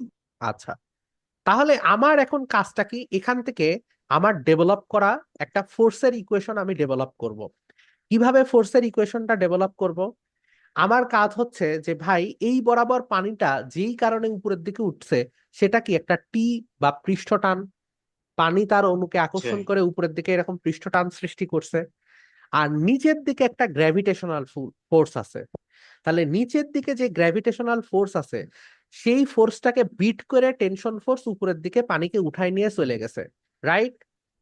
এখন আমাকে যদি এখানে বের করতে হয়, এখানে যদি আমাকে বের করতে হয় যে উপরের দিকে টেনশন ফোর্স কতটুকু ওজন ফোর্স বা অভিকর্ষ বলকে আমার নেগলেক্ট করে উপরের দিকে নিয়ে গেছে, সেটা টের পাওয়ার জন্য আমাকে নিশ্চয়ই পানির ভরটা দরকার। কেন পানির ভরটা জি দরকার ভাই। ভাই? এর কারণ হচ্ছে পানির ভরটা এই কারণেই আমার দরকার, কেননা পানির ভরের কে যদি আমি জি দ্বারা গুণ করি তাহলে আমার অভিকর্ষ বল বের হয়ে আসবে। তাহলে এখন আমার কাজ হচ্ছে এই সাইড এবং ইউ লুপে যতটুকু পানি আটকায় আছে সেই পানির ভরটুকু আমাকে এখন যেভাবে হোক বের করতে হবে। আর এই বরাবর টি সাইন থেটা আর এই বরাবর টি কস থেটা উপরের দিকে, এতটুকু আমরা লিখলাম টি কস থেটা আর টি সাইন থিটা। আচ্ছা, এবার আমার কাজ হচ্ছে এই ইউ শেপ সহ যতটুকু পানি এখানে উঠে আসছে সেটার মান আমি বের করব। তাহলে আমরা আসলে বের করি, এই পর্যন্ত যতটুকু পানি আছে সেটার মান আমরা বের করব। এটা একটা 3D আকার, তো একটু চিন্তা করতে পারো যে এটা একটা সিলিন্ডার, মানে অটোমেটিক এটা একটা সিলিন্ডার, এটা একটা সিলিন্ডার, সেই সিলিন্ডারের মধ্যে এটা একটা গোলকের মতো অংশ আর কি। ঠিক আছে, এটা হচ্ছে একটা সিলিন্ডার শেপ। তাহলে প্রথমত দেখো এই সিলিন্ডারটাকে আমরা দুইটা অংশে ভাগ করতে পারি। একটা অংশ হচ্ছে এতটুকু অংশ, যেটা হচ্ছে এইচ উচ্চতা, যেটা কি আমার এইচ উচ্চতা। তাহলে এই এইচ উচ্চতা পর্যন্ত পিওর পুরোটা পানি আছে। তাহলে পুরোটা যদি পানি থাকে তাহলে সেই পানির আয়তন কত হবে? সেই পানির আয়তন হবে হচ্ছে pi R square H into rho. আমরা যদি শুধুমাত্র ভলিউম নিয়ে কাজ করি তাহলে সেই ভলিউমটা কত হবে? সেই ভলিউমটা হবে হচ্ছে পাই আর স্কয়ার এইচ। কতটুকুর আয়তন? সিলিন্ডার শেপটুকুর আয়তন, সিলিন্ডার শেপ। দ্বিতীয়ত এইখানে দেখো, এইখানে কি কাহিনী হয়েছে, এইখানে নিশ্চয় এই পুরো যে আমার সিলিন্ডার শেপের যে নল আমি প্রবেশ করাইছি সেই নলের যদি ব্যাসার্ধ আর হয়, তাহলে সে নিচের বরাবর যে ইউ শেপ তৈরি করছে এটার মানও কত? আর। সো এখানে যদি আমরা একটু বড় করে লিখি যে এরকম আছে, এরকম আছে, আমার পানি আছে কতটুকু? পানি আছে হচ্ছে এতটুকু, আর এর নিচের যে অংশটুকু সেটার হচ্ছে আর, এই বরাবর যতটুকু সেটাও হচ্ছে আর। এখন চিন্তা করো তো, এইটা নিজেই একটা সিলিন্ডার ফর্ম করে, আর সেখান থেকে একটা অর্ধগোলক বাদ যাবে। তাহলে আমি এই বরাবর যতটুকু পানি আছে, এই যে দাগ করা যতটুকু পানি আছে, সেই পানির ভর বের করতে পারবো। অর্থাৎ আর হাইটের একটা সিলিন্ডারের আয়তন বের করব, সেই সিলিন্ডার থেকে এখান বরাবর যে অর্ধগোলক আছে সেই অর্ধগোলককে আমরা বিয়োগ করে দিব। ভাই এখানে তো আমরা দেখতে পারছি যে এটা তো অর্ধগোলক না, এটা তো একটা কি বলা যায়, বৃত্ত, অর্ধবৃত্ত। তাহলে আপনি গোলক কেন বলছেন? কেননা এটা হচ্ছে একটা 3D শেপ। তুমি চিন্তা করো একটা জি ভাই। এরকম কলমের মানে কলম আছে, সেই কলম থেকে তুমি মাঝখানে এরকম ইউ শেপ করে কেটে দিছো, কলমের মাথাটা তুমি ইউ শেপ করে কেটে দিছো। তাহলে সেখানে কি ঘটবে? তাহলে সেখানে অবশ্যই অবশ্যই এখানে একটা অর্ধগোলকের মতো পরিস্থিতি ঘটবে, রাইট? এই বরাবর একটা অর্ধগোলকের মতো পরিস্থিতি ঘটবে। তাহলে সেরকম যদি ঘটে, তাহলে আমার এখানে সিলিন্ডার টুকুর আয়তন কত? সিলিন্ডার টুকুর আয়তন হচ্ছে পাই আর স্কয়ার এইচ, কিন্তু এখানে এইচ এর ভ্যালু কত? আর। আর অর্ধগোলকের, অর্ধগোলকের আমার আয়তন কত? সেটা হচ্ছে half into 4/3 of pi R cube. তাহলে আমাদের মোট যে আয়তন হয় সেটা কি? পাই আর কিউব মাইনাস 4/3 হইলে 2/3 অফ পাই আর কিউব। তাহলে আমাদের থাকে কি? আমাদের থাকে হচ্ছে 1/3 অফ পাই আর কিউব। তাহলে এতটুকু আমরা পাইলাম। তাহলে সিলিন্ডার শেপের আমার আয়তন ছিল পাই আর স্কয়ার এইচ, আর এখন আমরা পাইলাম যে এইদিকে ইউ শেপ দিয়ে যতটুকু পানি হোল্ড করে রাখছে সেটার আয়তন হচ্ছে 1/3 অফ পাই আর কিউব। তাহলে আমার যে পানির ভরটা হবে, ওজনটা হবে, সেই ওজনের মানটা কি? সেই ওজনের মানটা হচ্ছে pi R square H plus 1/3 of pi R cube into rho g, into rho into g. তাহলে এটা কি বেরোইলো? এটা আমাদের বেরোলো হচ্ছে ওজনের মান। এখন আমরা দেখব যে টান বলের মান কত। দেখো ওজন হচ্ছে নিচের দিকে, আর উপরের দিকে দুইটা টান বল। মানে আমি যদি একটা সলিড বডি কল্পনা করি, তার নিচের দিকে হচ্ছে ওজন আর উপরের দিকে হচ্ছে দুইটা টান বল। সেই টান বলের মান কত? সেই টান বলের মান টি কস থেটা, টি কস থেটা। তাহলে আমি বলতে পারি কি 2t cos theta is equal to W। তাহলে 2t cos theta, আর টি আসলে কি? একক ক্ষেত্রফলের জন্য। তাহলে এর সাথে আমাকে গুণ করতে হবে কি? Area, right? টি মানে কি? টান বল। টান বল মানে কি? পার ইউনিট এরিয়ার জন্য ফোর্সের পরিমাণ। তাহলে এর সাথে অবশ্যই অবশ্যই কি আমাকে এ গুণ করতে হবে, ক্ষেত্রফল। তাহলে আমার টোটাল ফোর্স বের হবে, ইজিক্যালটা আমি কি বসাইতে পারবো? ডাব্লিউ। তাহলে এখন এর ভ্যালু আবার কি? এর ভ্যালু মানে হচ্ছে এইখানকার যে সিলিন্ডার শেপ আছে এই সিলিন্ডার শেপের ক্ষেত্রফলের মান। তাহলে সেই ক্ষেত্র, সরি, এই ক্ষেত্রফল অথবা এই বরাবর যে আমার পরিধি আছে, দেখো এটা তো আসলে ক্ষেত্রফল না, আমি একটু ভুল বলছি আর কি। এটা হচ্ছে পরিধি বরাবর, মানে এই বরাবর একক দৈর্ঘ্যে আছে টি টান বল। তাহলে এই বরাবর পুরো পরিধি বরাবর আমার আছে কত? পরিধি বরাবর আছে 2 পাই আর। তাহলে একক দৈর্ঘ্যে টান বল যদি হয় টি কস থিটা, তাহলে 2 পাই আর এ কতটুকু হবে? 2 পাই আর এর ভ্যালু হবে হচ্ছে আমাদের 2 পাই আর।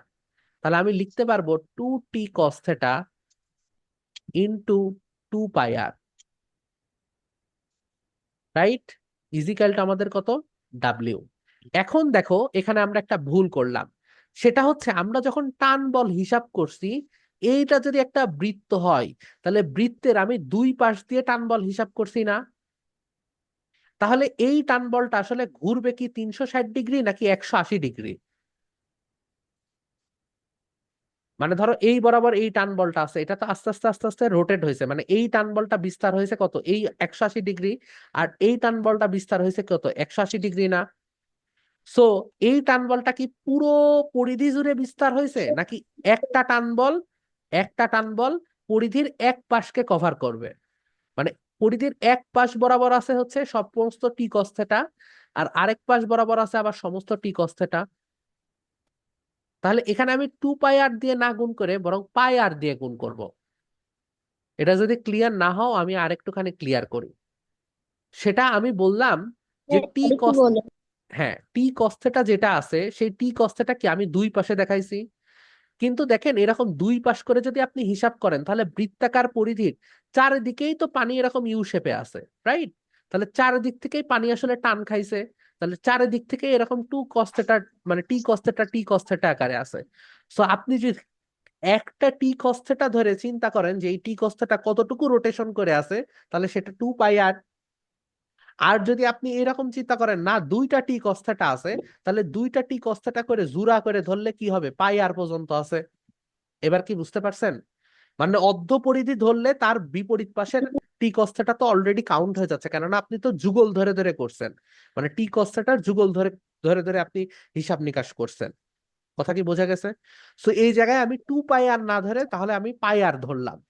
যদি পাই আর ধরি তাহলে আমার এখান থেকে এখন বের হয়ে যাবে, কি বের হয়ে যাবে? যে আমার বের হইলো 2t cos থিটা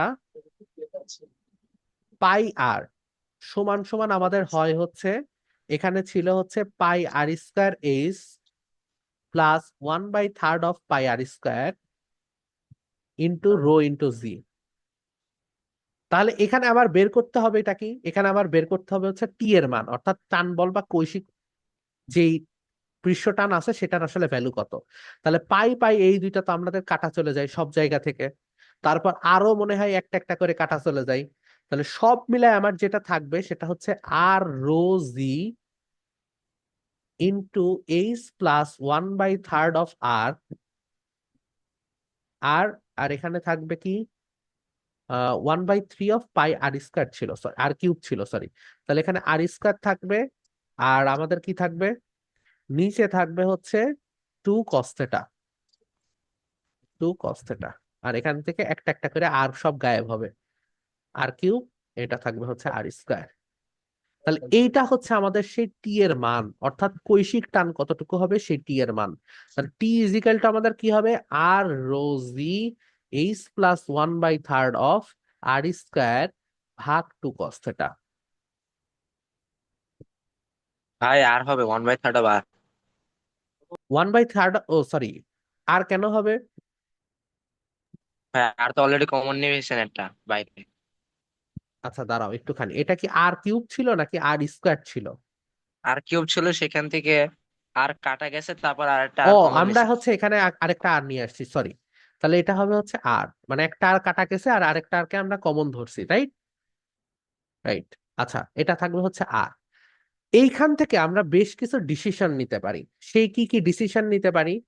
প্রথম কথা, আমরা দেখতে পারি যে যদি আমার এমন হয় এই গোলকের যেই ব্যাসার্ধ আছে সেই ব্যাসার্ধটা কি খুবই ছোট, কেননা একটা সরু নল ছিল, রাইট? তাহলে আর এর ভ্যালু কি খুবই ছোট, তার তুলনায় এইচ এর মানটা কি হবে? বেশ বড় হবে। তাহলে আমরা বলতে পারি যে আমাদের এইচ গ্রেটার গ্রেটার দেন আর, অর্থাৎ আর এর মান খুবই ক্ষুদ্র। তাহলে আর এর মান যদি খুবই ক্ষুদ্র হয় তাহলে r/3 কে আমরা বাদ দিতে পারি। বাদ দিয়ে আমরা কি লিখতে পারি? বাদ দিয়ে আমরা লিখতে পারি T is equal to R rho g H ভাগ 2 cos থিটা। আর এই cos থিটা আসলে কি সেটা নিয়ে আমরা এখন আলোচনা করব। তার আগে আমরা বলি এখান থেকে আমরা বেশ কিছু ডিসিশন নিতে পারি। সেটা হচ্ছে টি এর মান যত বেশি হবে তত বেশি কি হবে, তত বেশি আমাদের আর এর ভ্যালু, মানে আর এর ভ্যালু যত হবে তার তুলনায় আমাদের টি এর মান তত বেশি হতে থাকবে। এইচ এর মান যত বেশি হবে টি এর মান তত বেশি হবে, এরকম আমরা চিন্তা করতে পারি। আবার তরলের ঘনত্ব যত বেশি হবে তত বেশি টি এর মান হবে, এটাও আমরা চিন্তা করতে পারি। আর টি এর সাথে আমাদের বাকি যেই cos থিটা ছিল সেই cos থিটাটা কি ব্যস্তানুপাতিক আকারে থাকবে, রাইট? অর্থাৎ যত বেশি কোণ তৈরি হবে তত বেশি আমাদের সেখানে কি এই টানের মানটা কম হতে থাকবে। এখন আমাদের বলা হচ্ছে যে দেখো এই হাইট এবং আমরা ধরে নিলাম টি এর মানটা হচ্ছে ধরে নাও কনস্ট্যান্ট। তাহলে টি এর মানটা যদি কনস্ট্যান্ট হয় তাহলে আমরা বলতে পারি যে আমাদের আর আর এইচ এই দুইটা কি ব্যস্তানুপাতিক। কেননা আমাদের যদি আমরা এইচ এর ফর্মুলা এখান থেকে বের করতে চাই তাহলে আমাদের এইচ এর ফর্মুলা কি হবে, ধরে নাও আমরা এইচ কে বের করব, যে কত হাইটে পানি উঠবে সেটা আমরা বের করার চেষ্টা করব। তাহলে আমাদের এইচ ইজিক্যাল টু কি হবে, এইচ ইজিক্যাল টু হবে হচ্ছে 2t cos থিটা ভাগ রো ইনটু আর জি। তাহলে সেই ক্ষেত্রে যদি টি কনস্ট্যান্ট থাকে তাহলে আমরা বলতে পারি এইচ ব্যস্তানুপাতিক অফ 1/r। এটা মানে কি, এটা মানে হচ্ছে যত বেশি আমার নলটা সরু হবে তত বেশি হাইটে পানি উঠবে। আমার এইখানকার যে নলটা আমি তরলে প্রবেশ করাচ্ছি সেই ক্ষেত্রে যত বেশি নলের ব্যাসার্ধ ছোট হবে তত বেশি আমার কি তরলের হাইটটা বেশি হবে, অর্থাৎ কৈশিক পানিটা তত বেশি হাইটে ওঠার চেষ্টা করবে। এই যে যেই সূত্রটা এখানে আমরা লিখলাম সেই সূত্রটাকে বলা হয় হচ্ছে জুরিনের ল, জুরিন্স ল। কি বলা হয়? জুরিন্স ল। ঠিক আছে, এটাকে বলা হয় কি জুরিন্স ল। এখন এটাকে যদি আমরা একটু গ্রাফে প্লট করি তাহলে দেখতে কেমন হবে, যে আর যত পরিমাণ বাড়বে এইচ তার তুলনায় কি হবে কম হতে থাকবে। তাহলে আর এর মান যখন ব্যস্ত ক্ষুদ্র হবে তখন ব্যস্তানুপাতিকের গ্রাফটা হবে হচ্ছে এরকম। এবং যেই শেপটাকে আমরা কি বলি, যেই শেপটাকে আমরা বলি হচ্ছে রেক্টেঙ্গুলার হাইপারবোলা, রেক্টেঙ্গুলার হাইপারবোলা। ঠিক আছে, তাহলে আমার আর এর সাথে এইচ এর যে সম্পর্কটা সেটা কি হবে, সেটা হবে হচ্ছে আমাদের এইচ ব্যস্তানুপাতিক কি হবে আর, বা উচ্চতার সাথে যেই কৈশিক নল দিয়ে আমরা পানিকে উত্তোলন করছি তার ব্যাসার্ধ কি হবে ব্যস্তানুপাতিক। তাহলে এই পর্যন্ত হইলো। এখন আমাদের কাজ হচ্ছে এই যে যে আমরা cos থিটা আমরা দেখলাম, এই cos থিটা আসলে কি বোঝায় সেটা আমরা বোঝার চেষ্টা করব। তো তোমরা কি কখনো ব্লাড পরীক্ষা করতে গেছো, রক্ত পরীক্ষা করতে গেছো?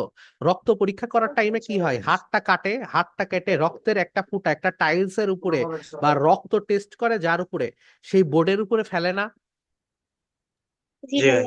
আচ্ছা, ফেলে তারপর তার সাথে বিভিন্ন কেমিক্যাল মিক্স করে। এখন দেখো ওই রক্তের যেই ফোঁটাটা ফেলে সেটা কি পুরা প্লেট জুড়ে বা রক্তের যে টেস্ট কিট আছে সেই টেস্ট কিট ছিঁড়ে ছড়ায় যায়, নাকি একটা জায়গায় গোলাকার মতো হয়ে থাকে, অর্ধবৃত্তাকার একটা মতো গোলাকার। হয়ে জায়গায় থাকে থাকে? ভাই গোলাকার। গোলাকার মতো হয়ে থাকে। এই গোলাকার মতো কেন হয়ে থাকে তার কারণ হচ্ছে সারফেস টেনশন।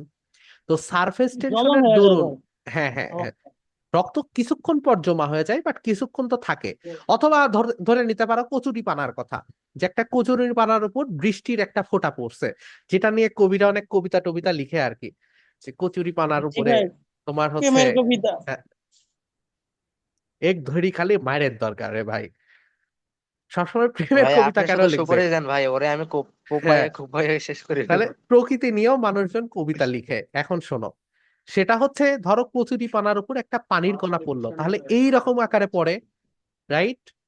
এইরকম আকারে যদি পড়ে তাহলে এই যে যে স্পর্শক এখানে তৈরি হইল, এখানে যে স্পর্শক তৈরি হইল, এই স্পর্শকটা দেখো এইখানকার যে সারফেস আছে কোন বরাবর আমি কোণ নিব, যেই সারফেস বরাবর তরলটা এক্সপ্যান্ড হয়েছে সেই বরাবর যদি আমি একটা সারফেস চিন্তা করি, সেই সারফেসের সাথে এইখানকার যে গোলাকার বৃত্তাকার যে শেপটা তৈরি হইলো সেই শেপটা একটা নির্দিষ্ট কোণে থাকে। এই কোণটাকে বলা হয়, এই থেটা কোণটাকে বলা হয় কি, এই থেটা কোণটাকে বলা হয় angle of contact, angle of contact. বা তাকে কি বলা হয়, তাকে বলা হয় হচ্ছে স্পর্শ কোণ। কথা না বললে আবারও বুঝি। ধরো একটা কচুরি পানার উপর অথবা তোমার হাতের উপর দিলে হবে না, কচুরি পানার উপরে ধরলাম একটা পানির ফোঁটা তুমি ফেলে দিলা, তাহলে সেই পানির ফোঁটাটা এরকম একটা গোলাকার একটা শেপ সে তৈরি করবে। এই গোলাকার শেপটা যেই বরাবর তরল এক্সপ্যান্ড হয়েছে সেই বরাবর যদি তুমি একটা রেখা নাও, আর এই তরল গোলক যেটা আছে সেই গোলকের যদি তুমি একটা স্পর্শক কল্পনা করে নাও, তাহলে সেই স্পর্শকটা এই রেখার সাথে, আনুভূমিক রেখার সাথে যেই কোণটা তৈরি করবে সেটাকেই বলা হবে অ্যাঙ্গেল অফ কন্টাক্ট বা স্পর্শ কোণ। ভাই, এই জিনিস পড়ে লাভটা কি? এই স্পর্শ কোণ দিয়ে লাভটা আসলে কি? এই স্পর্শ কোণটা দিয়ে লাভটা হচ্ছে যে ভাই, স্পর্শক কোণের মান যদি বেশি হয় তাহলে কি হবে? স্পর্শক কোণের পানি মান যদি নিচে নেমে যাবে। স্পর্শক কোণের মান যদি বেশি হয় তাহলে কি হবে? পানি নিচে নামবে ভাই। পানি কি নিচে নামবে বলো? জি ভাই। স্পর্শক কোণের মান যদি বেশি হয় তাহলে তো এই গোলাকার শেপে আরো বেশি থাকবে। চিন্তা করো, এরকম একটা গোলক আছে, তাহলে সেই জি ক্ষেত্রে কি হবে? এটার সাথে তোমার কোণ কি আরো বেড়ে যাবে না? স্পর্শকের কোণ জি ভাই, স্থূল কোণ হবে। স্থূলকোণ হবে। তার মানে যত বেশি স্থূলকোণ হবে তত বেশি কি এ গোলাকার অবস্থায় থাকবে। জি ভাই। তাহলে স্থূলকোণ থাকা মানে কি? স্থূলকোণ থাকা মানে হচ্ছে গোলাকার বেশি থাকা। হ্যাঁ। আচ্ছা, গোলাকার বেশি থাকা মানেটা কি? এবার আসো, গোলাকার বেশি থাকা মানে কি? গোলাকার বেশি থাকা মানে হচ্ছে সে এই কাজকে পছন্দ করছে না, সে এই সারফেসকে পছন্দ করছে না, এই সারফেসকে সে দেখতে পারছে না, এই সারফেসকে সে পছন্দ করছে না, এই সারফেসের কাছে সে আসতে চায় না। তার মানে কোনো একটা জায়গায় যদি স্পর্শ কোণের মান বেশি হয় তার মানে সেখানে আসঞ্জন বলের মান অনেক কম, সেখানে সংশক্তি বলের মান বেশি। তার মানে কি সেখানে জি ভাই। আসঞ্জন যে বলাটা আছে সেই আসঞ্জন বলের মান কম। আসঞ্জন বল মানে কি? ধরো এটা কাঁচ আর এটা পানি, তাহলে আসঞ্জন বল মানে কি হবে? আসঞ্জন বল হবে কাঁচ এবং পানির মধ্যেকার আকর্ষণ বল। তাহলে আকর্ষণজন মানে বলের মান কম আর সংশক্তি বলের মান বেশি। সংশক্তি বল কি হবে? বেশি। যদি এমন হয় যে সেই কোণটা একটা সূক্ষ্ম কোণ, সেই কোণটা একটা সূক্ষ্ম মান বা কোণের মান কম, তার মানে কি এই রকম একটা শেপ সে তৈরি করবে যেখানে এটা হচ্ছে আনুভূমিক এবং সেই আনুভূমিকের সাথে কোণটা কি হবে? এরকম হবে। তাহলে এই থেটা যেটা হবে সেই থেটাটা কি? একটা সূক্ষ্ম কোণ। তাহলে এই যে যে সূক্ষ্ম কোণ যদি সে ফর্ম করে তার মানেটা কি? তার মানে হচ্ছে তার সংশক্তি বলটাই আসলে কম, সে কাজ কর্তৃক বেশি আকর্ষিত হয়। সংশক্তি বলটা কি? কম। কার তুলনায় কম? আসঞ্জন বলের তুলনায় কম। জি এবং যদি আসঞ্জন বলের তুলনায় এটা কম হয় আর এইভাবে কাচের উপর ছড়ায় যায় বা পাত্রের উপর ছড়ায় যায়, তলে আরেকটা তলের উপর ছড়ায় যায়, সেটাকে বলা হয় হচ্ছে ভিজে যাওয়া। সেটাকে কি বলা হয়? ভিজে যাওয়া। ভিজে যাওয়া।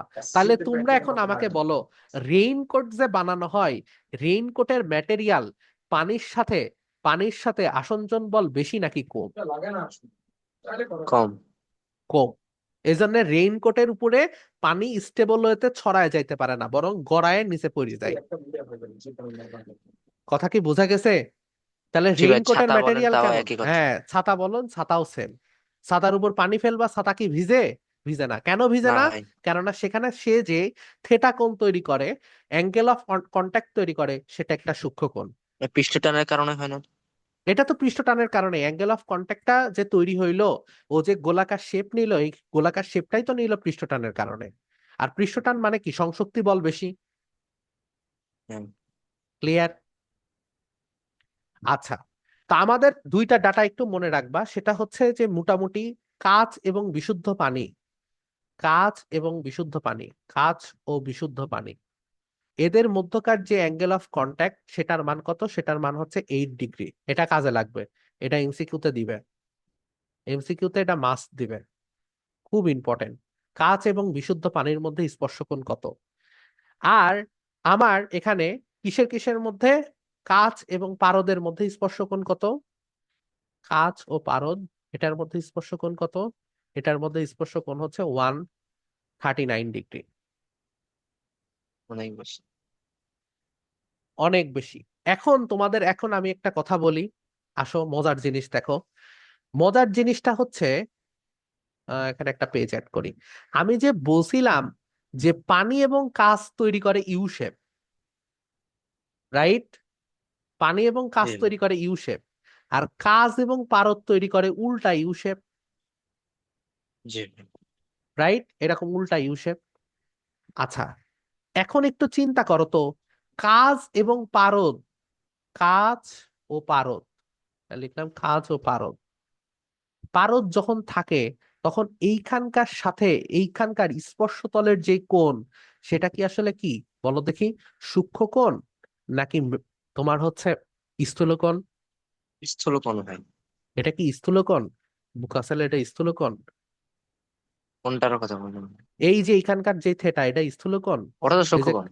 সেটাই তো আমি বলছি সূক্ষ্মকোণ, তুমি বলছো এই স্থূলকোণ। স্পর্শকোণ তো স্থূলকোণ ভাই। হ্যাঁ, তাহলে এই বরাবর যে তোমার পারদ আছে, সেই পারদের কন্ট্যাক্ট, আর এটা হচ্ছে কাঁচ, এটা হচ্ছে কাঁচ, কাঁচের সরু নল, তাহলে সেটা কি অবশ্যই অবশ্যই এখানে কি সূক্ষ্মকোণ, সূক্ষ্মকোণ। কিন্তু দেখো এইখানে যখন তুমি পাত্র তৈরি করবা, তো প্রথম কথা পাত্রটা এই পাশে নিলে আমাদের জন্য সুবিধা, তখন এ যেই কোণটা তৈরি করবে এটার সাথে অ্যাঙ্গেল অফ কন্ট্যাক্টের সাথে, সেটা কি একটা স্থূলকোণ তৈরি করবে। কথা কি বুঝতে পেরেছো? এই বরাবর, আসলে এখানে 3D হলে বোঝা যেত, এটা 3D না তো, একটু বোঝাটা ঝামেলা। মানে এই বরাবর যে চলে গেছে, এর স্পর্শ কোণ যেটা হবে সেটা কি নিজেও একটা স্থূলকোণ। মানে পানিটা তো এই বরাবর চলে গেছে, তো তোমাকে যদি এখন একটা এখানে স্পর্শক আঁকাতে হয়, তাহলে স্পর্শকটা কেমন, এই বিন্দুতে আঁকাতে হবে না? তাহলে এই বিন্দু দিয়ে কি এই বরাবর চলে যাবে না? তোমাকে নিতে হবে কি ভিতরের দিক থেকে বাইরের দিকের যে কোণ, এটা। তাহলে এই কোণটা কি হবে? এই কোণটা অবশ্যই অবশ্যই স্থূলকোণ হবে। কার ক্ষেত্রে হবে? এটা হবে হচ্ছে পানি প্লাস কাচের ক্ষেত্রে। এই কথা কি বুঝছো? কথাটা কি হালকা হালকা বোঝা গেছে? এই বরাবর জি তুমি যে ভাই। রেখা আছে তার সাথে একটা স্থূলকোণ, একটা স্পর্শক আঁকালা আঁকালা, এবং তুমি কোনটা নিবা কার সাথে, কিছুক্ষণ আগে আমি বললাম কোনটা নিবা কার সাথে, ইন্টারনাল ফেসের সাথে। তাহলে ইন্টারনাল ফেসের সাথে কোনটা নাও, এই কোণের সাথে এই কোণটা নাও, তাহলে এটা অবশ্যই অবশ্যই কি হবে, স্থূলকোণ। এবং এই জন্য এটা হবে ইউ শেপ আর এটা হবে উল্টা ইউ শেপ। কথা কি বুঝতে পারছো নাকি বুঝো নাই? তাহলে এখন আমি যদি জিজ্ঞেস করি, কাঁচ কি পারদ দ্বারা ভিজে নাকি ভিজে না? ভেজা না। ভিজে না।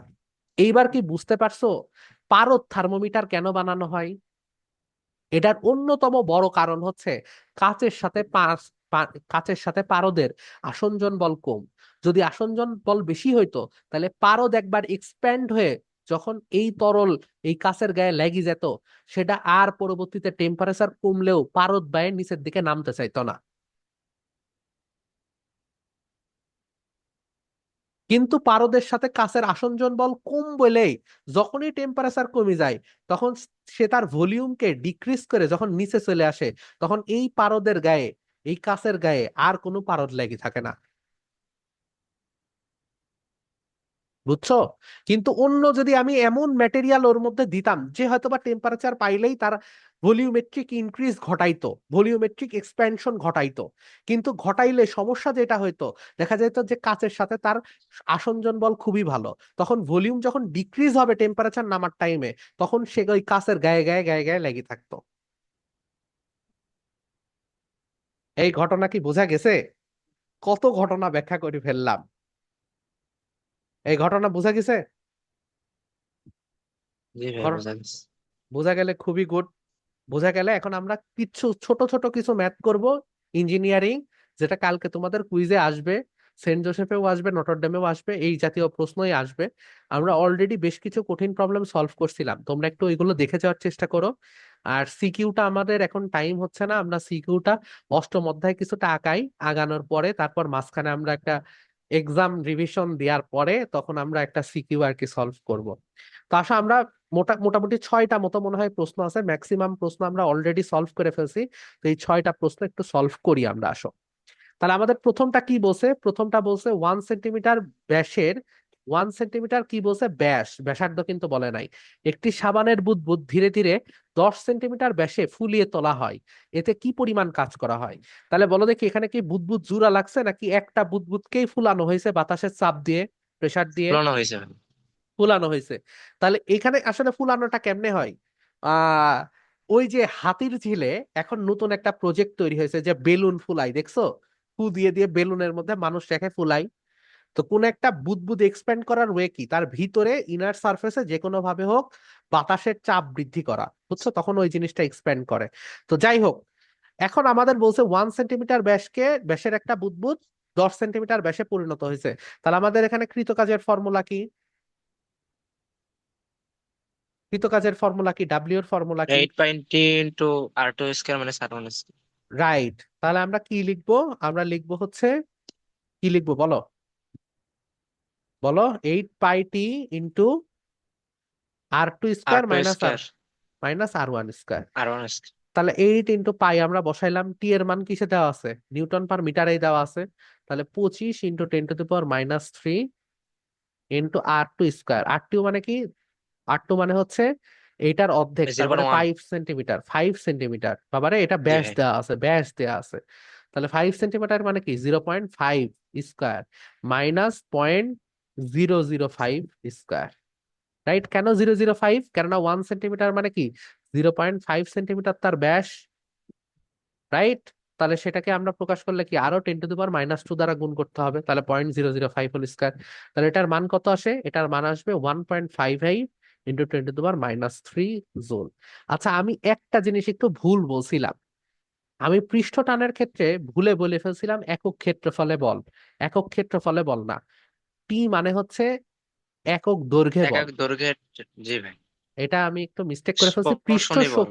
রাইট, পৃষ্ঠ শক্তি মানে হচ্ছে কি, পৃষ্ঠ শক্তি মানে হচ্ছে একক ক্ষেত্রফলে কৃত কাজের মান। সো দুইটা মিলায় গুলায় গেছে, ভিত্তিতে। এটা হবে হচ্ছে একক দৈর্ঘ্যে বল। হ্যাঁ, পৃষ্ঠ শক্তির ক্ষেত্রে তো আমরা দেখলামই যে যদি হচ্ছে মানে একক এরিয়ার যদি বৃদ্ধি ঘটাইতে হয়, তাহলে যেই পরিমাণ কৃত কাজ করতে হয় সেটা আমার পৃষ্ঠ শক্তি বা তল শক্তি বলে। আচ্ছা, যাই হোক, তো পৃষ্ঠটানের এই বিষয়টা একটু ভুল বলছিলাম, এটা একটু ঠিক করে নিবা। পৃষ্ঠটান মানে হচ্ছে একক দৈর্ঘ্য বরাবর যে পরিমাণ ফোর্স দেওয়া হয় সেটাকে বলা হয় হচ্ছে পৃষ্ঠটান। আচ্ছা, এটা গেল। দ্বিতীয়ত 16 নাম্বার প্রবলেম, এটা দেখো বুটেক্স এর প্রবলেম। কি বলছে? পানি ব্যবহার করার পর কল বন্ধ করা হলো, তারপরেও ফোঁটায় ফোঁটায় পানি পড়ছিল। পরিমাপ করে দেখা গেল প্রতিটি ফোঁটার ব্যাস, এটাও কিন্তু ব্যাস দেওয়া, 10⁻⁴ ইন্টু 10⁻⁷ এরকম 8টি পানির ফোঁটা একত্রিত করে একটি বড় পানির ফোঁটা তৈরি করা হলো। তাহলে বুঝতেই পারছো যে এখানে কি হয়েছে, অনেকগুলো ছোট ছোট পানির ফোঁটা একত্র করে বড় একটা পানির ফোঁটা তৈরি করা হয়েছে। আচ্ছা, হইলো। যদি পানির পৃষ্ঠটান হয় 72 × 10⁻³ নিউটন পার মিটার, তাহলে বড় পানির ফোঁটার ব্যাস কত? পারবা না? পারো ভাই। 8টা পানির ফোঁটা করা হয়েছে, তাহলে বলো তো ব্যাস কত হবে? একদম মুখে মুখে হয়ে যাবে। 2 × 10⁻⁷। তোমার ঘাড়ের উপর বসাবো। দেওয়া আছে ছোট প্রত্যেকটা ফোঁটার ব্যাস হচ্ছে 4 × 10⁻⁷। এরকম 8টা ফোঁটা একত্রিত হয়েছে, একত্রিত হয়ে একটা বড় পানির ফোঁটা তৈরি করছে, তাহলে সেটার ব্যাস কত? ও, দেখো দুই ভাই, গুণ হবে তাইলে। আয়তন কি directly proportional to r cube, right? দুই গুণ হবে ভাই, সরি ভুল বলছি। আচ্ছা, 2 গুণ হবে, তার মানেটা কি হবে? যেটা ফোটার ব্যাস আছে আমার বর্তমানে, সেটার সাথে আমার যদি 2 গুণ করো, তাহলে বড় পানির ফোটার ব্যাস বের হবে, অর্থাৎ ডি ইজিক্যাল টু হবে হচ্ছে 2 × ডি। কেন 2 × ডি? তোমাকে হ্যাঁ। যদি বলে 8টা ফোটার পানি একত্রিত হয়েছে, তাহলে এখানে কি হবে? √Cube of n × D. বড় হাতের ডি ইজিক্যাল টু কি হবে? √কিউব n × ডি, অথবা বড় হাতের আর, এন সংখ্যক ছোট ছোট পানির কণা একত্র হয়ে যদি বড় একটা পানির বুদবুদ তৈরি করে, তাহলে সেই বুদবুদের রেডিয়াস হবে কি? √কিউব অফ n × আর। কেন হইলো? কেননা ভি ভেরিজাস r কিউব, অথবা তুমি লিখতে পারো ভি ভেরিজাস d কিউব, যেটা ইচ্ছা সেটা লিখতে পারো, একই জিনিস। ক্লিয়ার? বোঝা কি গেছে? আই থিঙ্ক বোঝা গেছে। তো এখানে ভি প্রপোর্শনাল টু কি? এন, ছোট হাতের এন। এই তিনটাকে একত্র করো, তাহলে এই জিনিসটা ডেভেলপ করতে পারবা। অলরেডি মনে হয় একটা ম্যাথে এরকম কিছু একটা দেখাইছিলামও। আচ্ছা, যাই হোক, এটা গেল। তাহলে আমার এখানে প্রথম মানে বড় ফোঁটার ব্যাস কত সেটা আমরা বের করে ফেলতে পারলাম। তাহলে 2 × ডি মানে 8 × 10⁻⁷ হবে। আচ্ছা, দ্বিতীয়ত বলছে পানির তাপমাত্রা কত বৃদ্ধি পাবে। তাহলে পানির তাপমাত্রা যে বৃদ্ধি পাবে সেটা আমরা বের করব কিভাবে? সেটা আমরা বের করব হচ্ছে ms∆θ ইজিক্যাল টু কি হবে? কি হবে বলো?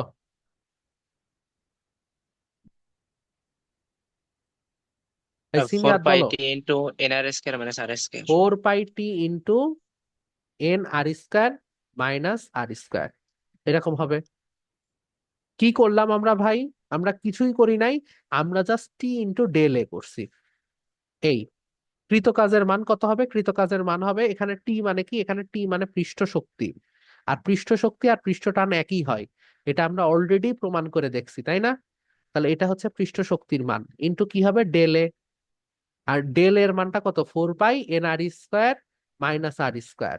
তাহলে এখানে আমাদের বের করতে হবে কি, থেটার মান, ডেল থেটার মান। তাহলে ডেল থেটার মানটা কি হবে? এইটা ভাগ 4πt এন আর স্কোয়ার মাইনাস আর স্কোয়ার ভাগ এস এর মান তো আমরা জানি, সেটা হচ্ছে 4200, পানির তাপমাত্রা আপেক্ষিক তাপ, সেটা হচ্ছে 4200। আর এম এর মান আমাদের কেমনে বের হবে? এম এর মান বের হবে হচ্ছে আয়তন ইন্টু কি হবে, আয়তন ইন্টু ঘনত্ব, right? M is equal to কি, রো ইন্টু ভি। এখন তুমি আমাকে বলো ভি এর মান কত? ভি এর মান কি এইরকম n4πr², নাকি ভি এর মান হচ্ছে 4π, সরি ভুল বললাম, ভি এর মানটা কি এইরকম যে 4/3 অফ πr³ ইন্টু n, নাকি ভি এর মানটা হচ্ছে 4/3 অফ বড় হাতের r³? কোনটা? রোজার আর কেউ ভাই। আর এটা হবে না? হুম, ও ভাই হবে তো, দুইটাই একদম হবে, তাই। এন দুইটাই হবে, হ্যাঁ বলেন। এন সহ ওটা হবে। আরে বাবারে, দুইটাই হবে, দুইটা তো একই আয়তন। আয়তন সেম বলেই তো আপনি এরকম ক্ষেত্রফল টেট্রাফল দিয়ে এই যে এখানে এই সূত্রটা ডেভেলপ করতে পারছেন, দুইটা তো সেম আয়তন। আমার কথা বুঝেন নাই? জি আপনি জি যে বুঝেছি। আয়তন নেন, দুইটা আয়তনই সেম। তাহলে এখানে সুন্দর মতো 4/3 অফ π বড় হাতের r³ বসাইলাম, অথবা যে কোনো একটা বসান, কোনো সমস্যা নাই, যেটা আপনার সুবিধা হয়। তাহলে এইটা বের করবা, বের করে মান আমাদের আসে কত? বের করে মান আসে হচ্ছে 0.129 ডিগ্রি সেলসিয়াস। দিয়ে দিলাম, বাসায় বসে বসে এটার মান বের করবা। ওকে, সহজ একটা অঙ্ক। তারপর আমাদের কি বলছে? কুয়েট 18-19-এর একটা ম্যাথ কি বলছে? 800 কেজি/মিটার কিউব ঘনত্ব এবং 10⁻⁻⁴ ব্যাসার্ধের একটি তেল ফোঁটা এত কিলোগ্রাম, এত কেজি/মিটার কিউব ঘনত্ব এবং এত সান্দ্রতা গুণাঙ্কের বায়ুর মধ্য দিয়ে পড়লে উহার প্রান্তিক বেগ কত? আচ্ছা, তোমাদের প্রান্তিক বেগের আরেকটা উদাহরণ দিই, আমাদের প্যারাশুট। প্যারাশুট প্যারাশুট কিন্তু তিনটা ফোর্স নিয়ে চলে। প্রথমত প্যারাশুট এর সাথে যেই মানুষটা থাকে, সেই অভিকর্ষ বল, মানুষের অভিকর্ষ বল। আচ্ছা, দ্বিতীয়ত বাতাসের ঊর্ধ্বমুখী বল। প্লবতা। প্লবতা ডিরেক্টলি তরলের ক্ষেত্রে বলা হয়। আচ্ছা, ধরতে পারো যে বাতাসের ঊর্ধ্বমুখী বল, ঠিক আছে। সেই প্লবতার মতো এত ফ্লুয়েন্ট না, বাট বাতাস যেটা ঊর্ধ্বমুখী বল দেয় সেটা। আর 3 নাম্বার হচ্ছে সান্দ্র বল। সো প্যারাশুটের ক্ষেত্রেও কিন্তু সান্দ্র বলটা প্রযোজ্য, ঠিক আছে, এটা একটু মনে রাখবা। আচ্ছা, তো এখন বায়ুর মধ্য দিয়ে যদি কোনো একটা তেল ফুটা পড়ে, তাহলে অবশ্যই অবশ্যই সেক্ষেত্রেও কি সান্দ্র বল প্রযোজ্য। তাহলে সান্দ্র বল যদি প্রযোজ্য হয়, তাহলে এটার মান কি হবে? আমরা প্রান্তিক বেগের যে সূত্র জানি, সেই সূত্র কি বলো? সেটা হচ্ছে 2r² two r square into রোড টু ভাই minus 9n, by 9n g. Into, আমরা বলছিলাম রো মাইনাস সিগমা, রাইট? অথবা আমরা জি লিখতে ভাই, পারি rho solid minus rho liquid. Minus liquid, এটা জি। আচ্ছা লিকুইড না তো, আচ্ছা লিকুইড না লিখে আমরা বরং ফ্লুইড লিখি। লিকুইডিং লেখাটা ঠিক হচ্ছে না, ফ্লুইড লিখি, ঠিক আছে, যেহেতু ফ্লুইডের মধ্যে সান্দ্রতা দেখা যাবে। তাহলে আমাদের এই অনুসারে কি, এইটা ব্যাসার্ধ দেওয়াই আছে আর এর ভ্যালু। তারপর আমাদের এন এর মান কি ভাই জি দেওয়া আছে, আছে না? সান্দ্রতা ইটার মান দেওয়া আছে। হ্যাঁ, কিসের কিসের মধ্যে জি এর মান? আচ্ছা, ভাই জি এটার সাথে গুণ একটা, হবে না? এটার সাথে একটা জি গুণ হবে, গুড। তাহলে জি এর মান আমাদের জানাই আছে, আর আমাদের ঘনত্ব জানা আছে, কি তেল ফোটার ঘনত্ব জানা আছে। তাহলে এটা কি, রো অফ সলিড, এটা আমরা লিখতে পারি, রাইট? যদিও সলিড না, এখানে রো এস দ্বারা আসলে বোঝাচ্ছি যেই বস্তুটা পড়তেছে নিচের দিকে সেটার মান। আর আরেকটা কি, আরেকটা হচ্ছে আমাদের বায়ুর ঘনত্ব। ও সরি, এইটা হচ্ছে রো এস, আর এটা হচ্ছে বায়ুর ঘনত্ব রো এল, রো এফ। তাহলে এটা যদি এখন আমরা বসাই দিই, তাহলে 2 × 10⁻⁴² ভাগ 9 × ইটার ভ্যালু হচ্ছে কত, 1.85, 1.85 × 10⁻⁵ ইন্টু এই রো এস, এটার মান কত? এটার মান হচ্ছে কত, 800। ভাগ ফ্লুইড হচ্ছে 1.5 ইন্টু 9.8। এটা বসাই দিলে যে মান বের হয় সেটাই হচ্ছে কি আমাদের প্রান্তিক জিরো পয়েন্ট নাইন বেগের ফোর মান। আচ্ছা, যেটাই হোক 0.941 হোক 941 এত মিটার পার সেকেন্ড। আচ্ছা, তোমাদের একটা প্রশ্ন জিজ্ঞেস করি, 0.941 এত কম হলো কেন বলো দেখি?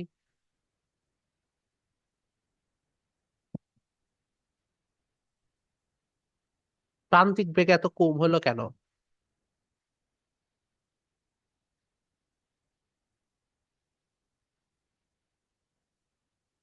ব্যাসার্ধ খুবই ছোট। এক তো ব্যাসার্ধ ছোট, 2 নাম্বার এটার ওজন অনেক কম, 800 জি কেজি ভাই, পার মিটার কিউ কিন্তু অনেক কম। বলতো কি 800 কেজি পার মিটার কিউ কি পানির থেকে বেশি নাকি কম? কম ভাই অনেক। এটা তো কম। কেরোসিনের মনে হচ্ছে। কম। গুড। আচ্ছা, এখন আসো তারপর 25 নাম্বার প্রবলেমটা একটু কঠিন, এটা দেখো তো পারো কিনা। সেটা কি বলছে? বলছে যে কোন একটা তরলের ফোটার তল শক্তি হচ্ছে ইউ। তল শক্তি আর পৃষ্ঠ শক্তি কি একই জিনিস? এই যে ঠিক মিটার। আছে। আর পৃষ্ঠ শক্তি আর পৃষ্ঠ টানের মান আবার সেম। ঠিক আছে। আচ্ছা, তাহলে কি বললো, কোন তরলের ফোটার তল শক্তি উক্ত ইউ, এবং উক্ত ফোঁটা থেকে 1000টা একই রকমের ফোঁটা তৈরি করা হলো, সবকটা ফোঁটার মোট তল শক্তি কত? পারবা? বলার আগে চেষ্টা করতেছে। ব্যাসার্ধের অনুপাতটা বের করতে হবে না? ব্যাসার্ধের অনুপাতটা বের করতে অবশ্যই হবে। গুড। আচ্ছা, আমি যদি আরেকটু তোমাদের স্পষ্ট করে বলি যে তল শক্তি জিনিসটা কি। সারফেস টেনশনের কারণে একটা কণা তার সারফেসটাকে খুবই টান টান অবস্থায় ক্ষুদ্র করে রাখছে, তাহলে তার মধ্যে তার এই শেপটার জন্য একটা বিভব শক্তি দায়ী না? এই বিভব শক্তি দুইটা জিনিস নির্দেশ করে। এক, একটা বড় ফোঁটা আছে সেটা থেকে সারফেস টেনশনের কারণে তাকে কম্প্যাক্ট করে এরকম ছোট অবস্থায় করার জন্য তার যে পরিমাণ এনার্জি লাগছে সেটাকেও আমি তল শক্তি বলতে পারি। অথবা এই ছোট ফোঁটাটা ভেঙে যদি আমাকে পুরোপুরি এটাকে এক্সপ্যান্ড করতে হয় ইনফিনিটি পরিমাণ, তাহলে আমার যে পরিমাণ এনার্জি দরকার সেটাকেও আমি তল শক্তি হিসাবে ডিফাইন করতে পারি। কথা কি বুঝতে পেরেছো? তাহলে এখন আমার তল শক্তি জিনিসটা টোটালি ডিপেন্ড করে কার উপর? তল শক্তি জিনিসটা ডিপেন্ড করে কার উপর? তল শক্তি জিনিসটা ডিপেন্ড করে হচ্ছে আর স্কোয়ার উপর, অর্থাৎ ইউ ভেরিজাস আর স্কোয়ার। পৃষ্ঠ শক্তি ডিপেন্ড করে কার উপর? ক্ষেত্রফলের উপরে। কথা কি বুঝতে পেরেছো? জি ভাই। তার ক্ষেত্রফল ডিপেন্ড করে কিসের উপর? পাই আর স্কোয়ারের উপর, 4 পাই আর স্কোয়ার, আর স্কোয়ারের উপর। তাহলে আমি বলতে পারি ইউ ভেরিজাস কি আর স্কোয়ার। এখন দেখো, প্রথম ক্ষেত্রে আমার যদি একটা ফোঁটার ব্যাসার্ধ হয় আর, তাহলে সেকেন্ড ক্ষেত্রে এই 1000টা ফোঁটা যখন তৈরি হবে, সেই 1000টা ফোঁটা মিলে যে বড় ফোঁটাটা হবে, সেই বড় ফোঁটাটার ব্যাসার্ধ কত হবে? সেই বড় ফোঁটাটার ব্যাসার্ধ হবে হচ্ছে √কিউব অফ 1000 ইন্টু আর, তার মানে কি 10R। তাই 10U হবে। কি হবে? 10U হবে, মানে কেন মোট 10? ফোটার কেন মোট তল শক্তি।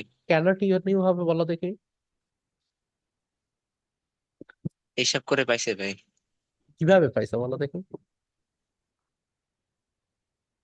দেখো দেখি, এইটা বলছে কি কোন একটা তরলের ফোটার তল শক্তি, এটা কি বড় তল শক্তি না?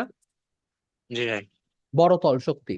তাহলে আমি লিখতে পারি যে আমার এইখানকার যে ইউটা আছে, এই ইউ সমান সমান ইউ ভেরিজাস কত হবে? এই ইউ সমান সমান আর স্কোয়ার।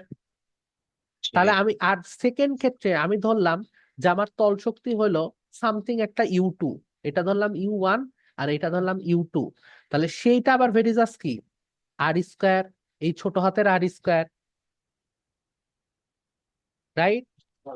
তাহলে আমি যদি এখন বলতে চাই যে আমার ইউ 2 ভাগ ইউ 1 সমান সমান কি হবে, ইউ 2 ভাগ ইউ 1 সমান সমান আমাদের হবে আর স্কোয়ার ভাগ ছোট হাতের আর স্কোয়ার। আর এই আর সমান সমান আমি কি লিখতে পারবো? 10R, তাই না? এই আর সমান সমান আমি কি বলতে পারবো? 10R। সো ইউ 2 আমার কি হবে বলো দেখি? ইউ 2 হবে হচ্ছে আমার 100U ভাই, বলে দিচ্ছি। ইউ 2 সমান সমান কি আমার 100U আসছে? জি ভাই, আচ্ছা, ইউ টু 100ই তো আসে। আচ্ছা, ইউ 2 সমান সমান আমার যদি 100U আসে, আহ আর এর মান আমি কত বসাবো, 10r হোল স্কয়ার, রাইট, ভাগ আর জি, স্কয়ার ইন্টু ইউ ওয়ান। তাহলে আমাদের কত আসে, 100 ইউ, 100। 100 you one. আচ্ছা, এখন দেখ, এখন দেখো, তাহলে আমরা বুঝতে পারতেছি। আচ্ছা, এখানে আমরা একটু ভুল করছি মনে হয়। ইউ ওয়ান ভেরিজাস আর স্কয়ার, তাই না? আর ইউ টু ভেরিজাস কি, ছোট হাতের আর স্কয়ার। তাহলে ইউ টু ভাগ ইউ ওয়ান সমান সমান আমাদের হবে, এহ, ভুল করছি দেখছো, মাথা টাথা কাজ করছে না। এটা সমান সমান হবে হচ্ছে আর স্কয়ার ভাগ বড় হাতের আর স্কয়ার, তাই তো বলি। এটা সমান সমান আমাদের কি হবে, এটা সমান সমান হবে হচ্ছে আর স্কয়ার ভাগ 100 ইন্টু আর স্কয়ার। তার মানে হবে কি, into U one. So U one ভাগ 100, অর্থাৎ জি, ছোট যেই অণুটা আছে, সেই একটা ছোট অণুর পৃষ্ঠ শক্তি কত হবে, একটা ছোট অণুর পৃষ্ঠ শক্তি হবে হচ্ছে ইউ1/100। ইউ ওয়ান এর মান আসলে কত, ইউ, তো আমরা বলতে পারি ইউ/100। তাহলে আমার এরকম করে কয়টা ফোঁটা আছে, মোট 1000টা না? তাহলে আমার মোট যে জি, ইউ টোটাল হবে সেটা কত হবে, একটা শক্তি যদি হয় ইউ/100, তাহলে বাকিগুলোর শক্তি কত হবে, ইউ/100 ইন্টু 1000। জি। তাহলে আমাদের কত আসে, 10 ইউ। ওকে, তাহলে এটা হবে হচ্ছে তো আমার আমি আনসার। করছিলাম এন ইন্টু পাই আর স্কয়ারের সূত্র দিয়ে, বুঝছেন? তাও এন ইন্টু করতে ডেল এর পারো, সূত্র দিয়ে। তাও করতে পারো, কোনো সমস্যা নাই। আবার কে কে ধ্রুবক ধরেও তুমি করতে পারো, তাও কোনো সমস্যা নাই, মান একই আসবে। আচ্ছা, আমরা আজকে এই পর্যন্তই রাখি। আমার আসলে আজকে সারা দিন এত পরিমাণ প্যারা গেছে, আমি আজকে কালকে সারা রাত ঘুমাইনি, পরীক্ষা দিছি আজকে সকালবেলা যেয়ে। সো ধরো আমার মাথা টাথা সব ফেটে যাচ্ছে। তো তোমরা হচ্ছে আজকে মোটামুটি এই ম্যাথ গুলো করো। আচ্ছা, আরেকটা টাইপ করাইতে হবে আসলে। আচ্ছা, এই টাইপটা একটু করাইতে হবে, এই টাইপটা আমরা করে শেষ করবো, হ্যাঁ? আমার ঠিক আছে। আসলে ধরো মাথার যন্ত্রণার চোটে আমি থাকতে পারতেছি না। এই পরীক্ষা যেদিন হয় সেই পরীক্ষার আগের রাত খুব ভয়াবহ যায়। আর আমার এখন টানা জি ভাই, এক্সামই রিলেটেবল। চলতেছে। আচ্ছা, এখন আসো, এইটা জাস্ট শেষ করে আমি শেষ করব। এটা একটা অন্যরকম টাইপ তো, সেজন্য আমি এটা একটু করাই দিই। বলতেছে দুইটা নির্দিষ্ট প্রান্তবিন্দুর মধ্যবর্তী 50 মিটার লম্বা একটা অ্যালুমিনিয়াম তারের মধ্যে শীতকালে টানা বল 100 কিলো নিউটন। ঠিক আছে, শীত এবং গ্রীষ্মকালের মধ্যে তাপমাত্রার ব্যবধান হচ্ছে 20 ডিগ্রি সেলসিয়াস। ওকে, এখন আমাকে প্রশ্ন করছে কি, আমাকে প্রশ্ন করছে হচ্ছে যে যদি তারের ব্যাসার্ধ 1 সেন্টিমিটার উপাদানের, আচ্ছা, এ কি দুইটা প্রশ্ন একসাথে হয়ে গেছে?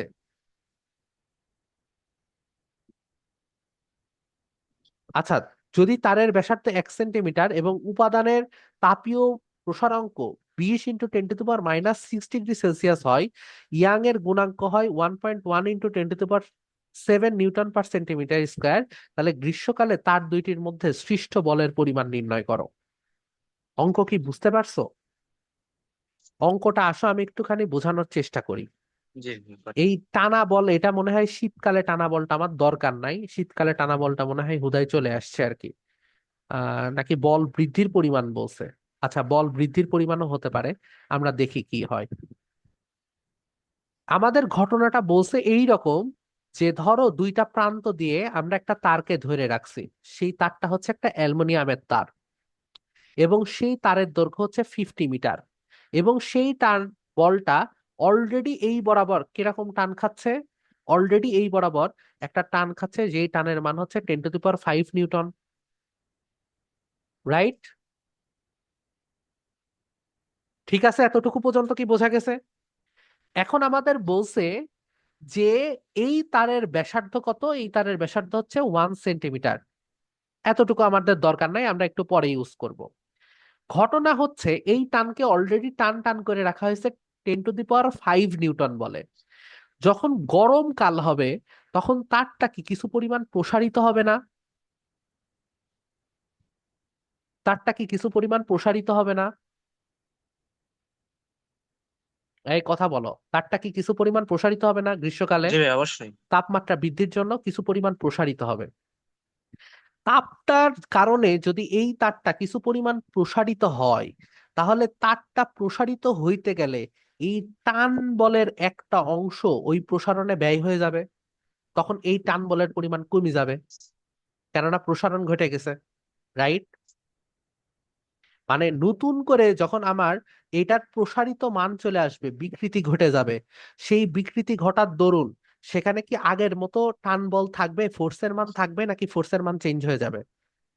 অবশ্যই অবশ্যই সেখানে একটা নতুন ফোর্সের মান আমি পাবো না, এই ডেল এল এর জন্য, কিছু পরিমাণ দৈর্ঘ্য বৃদ্ধির জন্য। কেননা এ তো আর টান টান হয়ে হয়ে থাকবে না, কিছুটা লুজ হয়ে যাবে না, যেহেতু তার দৈর্ঘ্য বৃদ্ধি পাইছে। তাহলে সেই দৈর্ঘ্য বৃদ্ধির জন্য তার নতুন একটা আমরা ফোর্স পাবো। এখন আমাদের বলছে যে যখন আমাদের এই ফোর্সটা আমরা পাবো, সেই ফোর্সের মানটা আসলে কত সেটা আমাদের বের করতে বলছে। কথা কি বুঝছো? কথা কি বুঝছো? না বুঝলে আবার আমি বুঝাই। একটা তার আছে, সেই তারকে দুই প্রান্তে আটকায় রাখা হয়েছে। এখন কিভাবে আটকায় রাখা হবে? অবশ্যই দুই প্রান্তে একটা বল দেওয়া লাগবে। সেই বলের মান কত? পি ইজিক্যাল টু 10⁵ এখন যখন গ্রীষ্মকাল আসবে, সেই গ্রীষ্মকালে অবশ্যই অবশ্যই তারটার দৈর্ঘ্য একটু বৃদ্ধি ঘটবে। তারটার দৈর্ঘ্য বৃদ্ধি ঘটলে টানটা একটু কি রিলিজ হবে না? এখন আমার কথা হচ্ছে, যেই পরিমাণ কারণে তার দৈর্ঘ্য বিকৃতিটা ঘটলো, এই দৈর্ঘ্য বিকৃতির জন্য তার যেই পরিমাণ সংকরণশীল বল দরকার, সেই সংকরণশীল বলটা যদি তুমি বাদ দাও, তাহলে গ্রীষ্মকালে ওইখানকার টান বল বের হয়ে যাবে। কেননা যেইটুকু ফোর্স দ্বারা সে আসলে নিজেকে ইলংগেট করছে, সেইটুকু ফোর্সই তো সে আসলে নিজেকে রিলিজ করতে ব্যবহৃত হয়েছে। জি ভাই। ধরো একটা লোককে দুই হাত দিয়ে টানি রাখা হয়েছে। ওই যে আহ একটা সিরিজ আছে না, খুবই পপুলার সিরিজ, এই যে কিছুদিন আগে সিজন 3 বের হইলো, সমুদ্র ডাকাতদের খুঁজতে যায় আর কি, ডাকাতদের মহারাজা হবে, এরকম কিছু একটা, সামুদ্রিক ডাকাতদের মহারাজা হবে। তোমরা কি কেউ দেখো না ওয়েব সিরিজ? ভাই তেমন দেখা হয় না। ওই যে পাইরেটসদের আর কি মহারাজা হবে, একটা খুবই পপুলার সিরিজ, আমার নামটা মনে পড়তেছে না। কারণ মনে থাকলে একটু বলিও তো। ক্যাপ্টেন প্রিন্স না, ক্যাপ্টেন প্রিন্স না। তোমার বাচ্চাদের মতো আর কি, বাচ্চাদের ওয়েব সিরিজ মতো, মানে বাচ্চাদের ক্যারেক্টার দিয়ে আর কি। ঠিক আছে? তো ওয়েব সিরিজে কি হয়, ধরো তোমার টানলে, one piece, one piece, good, one piece. আচ্ছা, ওয়ান পিস তোমরা কেউ দেখো নাই না? আমি দেখে শেষ করছি আর কি ওয়ান পিস। তো ওয়ান পিসে যে ক্যারেক্টার থাকে, সে হচ্ছে হাত লম্বা করে দেয়, বুঝছো? সে হচ্ছে একটা জমজম ফ্রুট নাকি গাম গাম ফ্রুট খাইছিল। তো যাই হোক, সেই ম্যাজিক্যাল ফ্রুটের জন্য তারা হাত ধরে কেউ টানলে সে হাত বা সবকিছু বড় করে দেয়। এখন তুমি চিন্তা করো, জি ভাই। একটা একটা রাবারই ধরো আছে, একটা রাবারকে ধরে, একটা রাবারকে অলরেডি তুমি টাইনে রাখছিলা, সেই রাবারটাকে টাইনে রাখার ফলে সে কি দৈর্ঘ্য বৃদ্ধি ঘটলো না? তো সে ধরো ডেল এল পর্যন্ত দৈর্ঘ্য বৃদ্ধি করলো, তাহলে এই জায়গায় তার যে টান ফোর্স ছিল, সেটাকে এই জায়গায় যায় সে কি একটু কমায় দিল না? T1 থেকে T2 তে নিয়ে গেল না? যেখানে T1 অবশ্যই অবশ্যই গ্রেটার দেন T2। অর্থাৎ সে প্রাথমিক অবস্থায় একটা টান বল অনুভব করছিল, কিন্তু সেই টানটাকে রিলিজ করার জন্য সে T2 পরিমাণ ডেল এল তার বৃদ্ধি ঘটাইলো। তাহলে এই বৃদ্ধি ঘটানোর ফলে সে যতটুকু টান ফোর্সকে রিলিজ ঘটাইলো, এই রিলিজ ঘটাইলো যতটুকু ডেলটি, সেই ডেলটিটাই হচ্ছে তার এই মানে প্রসারণ করতে যেই পরিমাণ বল প্রয়োজন হয়েছে, সেই পরিমাণ বল। অর্থাৎ টেনশন ফোর্স যতটুকু কমে গেছে, যতটুকু কমছে, সেই টেনশন ফোর্সটা ইউজ হয়েছে কোথায়? ওই তারটাকে প্রসারিত করতে। কথা কি বুঝছো? এখন দেখো, এই ডেল এলটা আমরা খুব ইজিলি বের করতে পারবো। কেমনে বের করতে পারবো? কেননা আমরা জানি তাপমাত্রা বৃদ্ধির ফলে কোন একটা দৈর্ঘ্য কতটুকু পরিমাণ বৃদ্ধি ঘটে, সেই দৈর্ঘ্যকৃত বৃদ্ধির পরিমাণ হচ্ছে del L is equal to alpha into L into delta T. তাহলে সেখান থেকে তোমার আলফার মান দেওয়াই আছে 20 × 10⁻⁶। ভাই কোথায় পেলেন? আমরা পাইলাম হচ্ছে আমাদের 9-10-এর যে বই ছিল, সেই বইয়ে দৈর্ঘ্যের জন্য, মানে তাপমাত্রার জন্য কোন একটা তারের দৈর্ঘ্য বৃদ্ধি কতটুকু হয় সেটা সূত্র জাস্ট বসাচ্ছি। তাহলে 20 × 10⁻⁶, এল এর ভ্যালু কত? এল এর ভ্যালু হচ্ছে 50 মিটার। আর ডেল টি এর ভ্যালু কত? ডেল টি এর ভ্যালু হচ্ছে 20 ডিগ্রি সেলসিয়াস, তার মানে 20 কেলভিন। তাহলে বসাই দাও। তাহলে ডেল এল এর, ছোট ডেল এল এর মান কত হয়? ছোট ডেল এর মান হয় হচ্ছে 0.02 মিটার, রাইট? 0.02 মিটার। অর্থাৎ তার প্রসারণ ঘটছে কতটুকু? 0.02 মিটার। এই 0.02 মিটার প্রসারণ ঘটতে গেলে তার নির্দিষ্ট একটা বলের দরকার ছিল না? যেটা দিছে এখানে টেম্পারেচার, কিন্তু যেই পরিমাণ বল, টেম্পারেচার যদি বৃদ্ধি না হয়ে এই 0.02 তোমার নির্দিষ্ট একটা বল দিয়ে রিলিজ করতে হইতো বা বল দিয়ে এটার ইলংগেট ঘটাইতে হইতো, সেইখানে যেই ফোর্সটা দরকার ছিল সেই ফোর্সটাই কি এখানে টেম্পারেচার রিলিজ করছে, রাইট? এই জি দৈর্ঘ্যটা ভাই। বৃদ্ধি করার জন্য যেই পরিমাণ আমার ফোর্সের দরকার ছিল সেটা এখানে টেম্পারেচার দিয়ে সেই পরিমাণ বলকেই রিলিজ করতেছে। তাহলে আমার এখন কাজ হচ্ছে এই 0.02 মিটার যদি আমি এমনি বৃদ্ধি করতে চাইতাম, টেম্পারেচার না দিয়ে যদি এমনি টাইমে বৃদ্ধি করতে চাইতাম, তাহলে আমার কি পরিমাণ ফোর্স লাগতো? আমার ফোর্স লাগতো হচ্ছে এফ ইজিক্যাল টু কি, Y A Y del L A, Y. Y A del L ভাগ এল, এই পরিমাণ। জি ভাই। এবং যেই পরিমাণ তাহলে আমার ফোর্স লাগতো সেই পরিমাণ ফোর্স এখন আমার রিলিজ হয়ে গেছে। তাহলে এফ এর ভ্যালু কত হইতো? আমার ওয়াই এর ভ্যালু দেওয়া আছে 1.1 ইন্টু 10⁻⁷ ইন্টু এর ভ্যালু কত দেওয়া, এর ভ্যালু কি ভাই দেওয়া নিউটন আছে? পার সেন্টিমিটার স্কয়ারে আছে। ও আচ্ছা, নিউটন পার সেন্টিমিটার স্কয়ার থেকে তাহলে আমাকে মিটার স্কয়ারে নিয়ে যাইতে গেলে কি করতে হবে বলো দেখি? 10⁻⁴ দ্বারা টেন টু গুণ দি পাওয়ার করতে 4 হবে, দিয়ে গুণ দিতে হবে। গুণ দিতে হবে। তাহলে 10⁻⁴ দ্বারা গুণ করলে কত হবে? 10⁻11 হবে। দিয়ে আমরা কি করব, এর ভ্যালু, এর ভ্যালু হবে হচ্ছে পাই ইন্টু আর স্কয়ার, আর এর ভ্যালু কত? 1 সেন্টিমিটার স্কয়ার দেওয়া।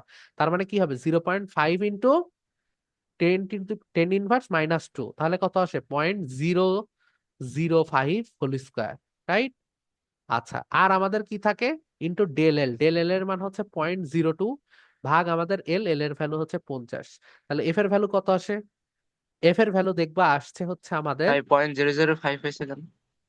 কোনটা বলো দেখি? আর আর এর ভ্যালু হচ্ছে কি 0.5 সেন্টিমিটার না? 0.5 সেন্টিমিটার না? ও আচ্ছা, ভাই ব্যাসার্ধ তো তারের ব্যাসার্ধ একই, তো দেওয়া 1। সরি ব্যাস, আমি ভাবছিলাম ব্যাস দাও, তাহলে 0.01 সেন্টিমিটার, তাই না? তাহলে 0.01 সেন্টিমিটার। তাহলে এটার আনসার কত আসে? এফ এর মান বলো দেখি। অনেক বড় আসার কথা, তো বৈজ্ঞানিক পদ্ধতিতে বলবা, মানে সাইন্টিফিক ইয়েতে বলবা।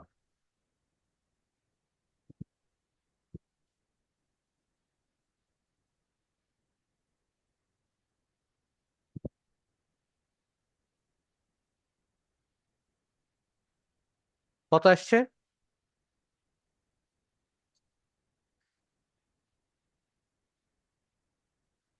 ভাই 4400 আছে।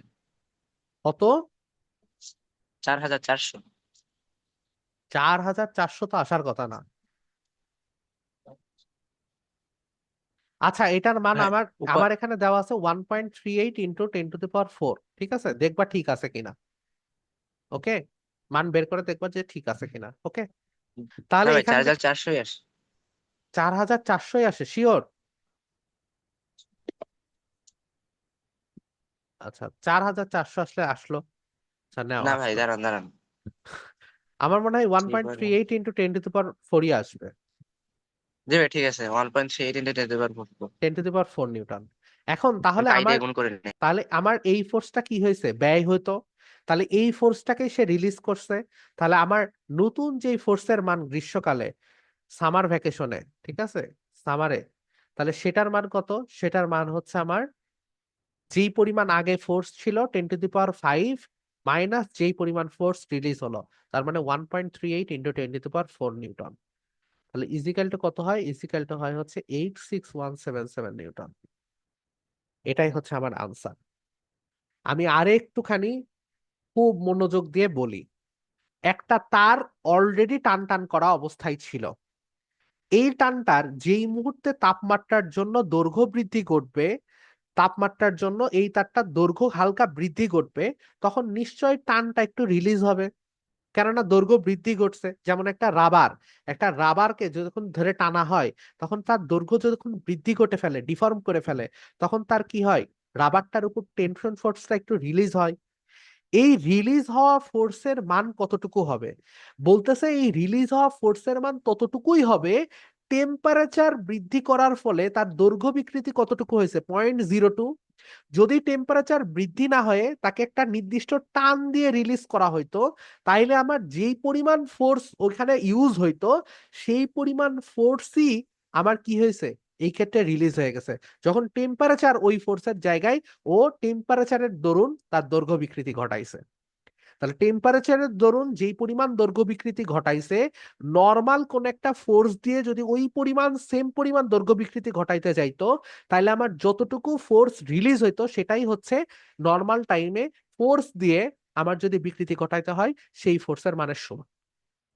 তাহলে এইটার কনসেপ্ট এতটুকুই। আমার ধারণা মোটামুটি ভালো সব রকম কনসেপ্টই আমরা টাচ করছি, বাট আমাদের আরো ম্যাথ প্র্যাকটিস করতে হবে। বাট সমস্যা হচ্ছে আমার মাথা পুরো গ্যাঞ্জাইমা একটা স্টেটে আছে, আমি ভাই নিজেই পুরো। সংকট বেগ তো পড়ানো হয়েছে? কোনটা বলো দেখি? সংকট বেগ, সংকট বেগ তো একবার রেনল্ডের সূত্র। পড়াইলামই। আচ্ছা, রেনল্ডের সূত্র তোমাদের এখন লাগবে না। রেনল্ডের সূত্র মানে হচ্ছে, আচ্ছা রেনল্ডের সূত্র বহুত গ্যাঞ্জাম বুঝছো। আচ্ছা আমি একটু বলি, দুইটা নাম্বার আছে, একটাকে বলা হয় হচ্ছে রেনল্ড নাম্বার, রেনল্ড নাম্বার, আরেকটাকে বলা হয় হচ্ছে ফর্ড নাম্বার, বুঝছো, ফর্ড নাম্বার। এই দুইটা দিয়ে জলের প্রকৃতি কেমন হয় সেটাকে নির্ণয় করা হয়। রেনল্ড নাম্বার দিয়ে যেটা দেখা হয় সেটা হচ্ছে যে সেটা আসলে স্টেডি ফ্লো নাকি নন স্টেডি ফ্লো, এটা দেখা হয়, ঠিক আছে। আনস্টেডি ফ্লো, সরি নন না, আনস্টেডি ফ্লো, এগুলো তোমাদের এত লাগবে না। আর ফর্ড নাম্বার দেখে দেখা হয় যে সেটা আসলে কি টার্বুলেন্ট নাকি সেটা ল্যামিনার নাকি কি অবস্থায় আছে। এটার মানেটা কি? এটার মানে হচ্ছে ধরো কোন একটা ফ্লো পড়তেছে, এরকম করে কোন একটা ঢাল বেয়ে ডাউন স্ট্রিমে পানি ফ্লো হচ্ছে। মানে একটা অসম আর সম, আর একটা অস্থির আর স্থির। হ্যাঁ, তো যখন একটা ফ্লো এরকম আকারে ফ্লো হয়, তখন এই ফ্লোর জন্য মোট তিনটা ফোর্স দায়ী। কয়টা ফোর্স দায়ী? তিনটা তিনটা ফোর্স। ফোর্স দায়ী। একটাকে বলা হয় হচ্ছে ইনার্শিয়াল ফোর্স। কি বলা হয়? Inertial force. Inertial force. Inertial force মূলত কি? ও একটা নির্দিষ্ট ভেলোসিটিতে পানিতে পড়ছিল সেটার ফোর্সের মান। একটা হচ্ছে গ্র্যাভিটেশনাল ফোর্স, গ্র্যাভিটেশনাল ফোর্স। আরেকটা কি বলো দেখি, কেউ বলতে পারো কিনা?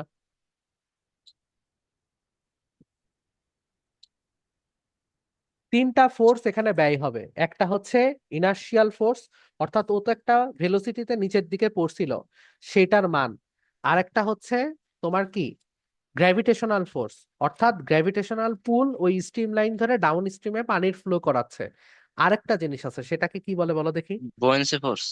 সেটা, আরে ব্যাপারে বুয়েন্সি হবে কেন? বুয়েন্সির জন্য হবে না? পানি ফ্লো করবে। ভিসকাস ফোর্স, মানে জি। সান্দ্রতা। সেটা কি? Viscous force. ইংলিশ নামটা ভুলে গেছি। তো রেনল্ডস নাম্বার যেটা করে, রেনল্ডস নাম্বার হচ্ছে দুইটা জিনিসের অনুপাত, অর্থাৎ inertial force, inertial force, inertial force, আর সে অনুপাত হচ্ছে গ্র্যাভিটেশনাল ফোর্সের, ঠিক আছে। এই দুইটা ফোর্সের অনুপাতকে বলা হয় হচ্ছে রেনল্ডস নাম্বার। এখন রেনল্ডস নাম্বারের মানের উপর ভিত্তি করে আমরা হচ্ছে তিন টাইপের ফ্লো দেখতে পারি। একটা হচ্ছে ল্যামিনার ফ্লো, একটা হচ্ছে তোমার কি ট্রানজিশনাল ফ্লো, আর একটা হচ্ছে তোমার টার্বুলেন্ট ফ্লো। তার মধ্যে রেনল্ডস নাম্বার মনে হয় 4000-এর থেকে যখন বেশি হয়ে যায় তখন আমরা এরকম ফ্লো দেখতে পারি। আর এটা মেবি 2000 থেকে যখন ছোট হয়, 2000 নাকি 500 আমার ঠিক মনে নাই, এটা একটু দেখবা। আর এটা মেবি 2000-এর মানে 2000 থেকে বেশি বা 500 থেকে বেশি, এটা আমার ঠিক মনে নাই। আর 4000-এর থেকে কম, এটাকে বলা হয় হচ্ছে লেমিনেরটা 1000-এর ট্রানজিশনাল থেকে ফ্লো। কম মনে হয়। না, 500 1000-এর বা থেকে দুই কম। হাজার 500 বা 2000 এরকম একটা মনে হয় ডিজিট থাকার কথা। যাই হোক, এখন কাহিনী হচ্ছে এগুলো নিয়ে তোমাদের জানার দরকার নাই। আর শুধুমাত্র যে রেনল্ডস নাম্বার একটার জন্য হয় না, আরো অনেক কিছুর জন্য রেনল্ডস নাম্বার হইতে পারে, ঠিক আছে। এই ওপেন চ্যানেল ফ্লো যদি ওপেন চ্যানেল ফ্লো যদি এমন হয় যে খুবই ওয়াইড রেঞ্জের, তখন এটার মান হয়ে যায় 12,000, 12,500, ঠিক আছে, রেনল্ডস নাম্বারের মান। এসব হাবিজাবি অনেক পেঁচাল, এগুলো তোমাদের আপাতত জানার দরকার নাই। রেনল্ডস নাম্বার তোমাদের বইয়ে কি আছে? নাই আছে তো ভাই, মনে হয়। আছে? সূত্রটাও আছে। সূত্রটাও দেয়া আছে? সূত্র কি দেয়া আছে যে বলো?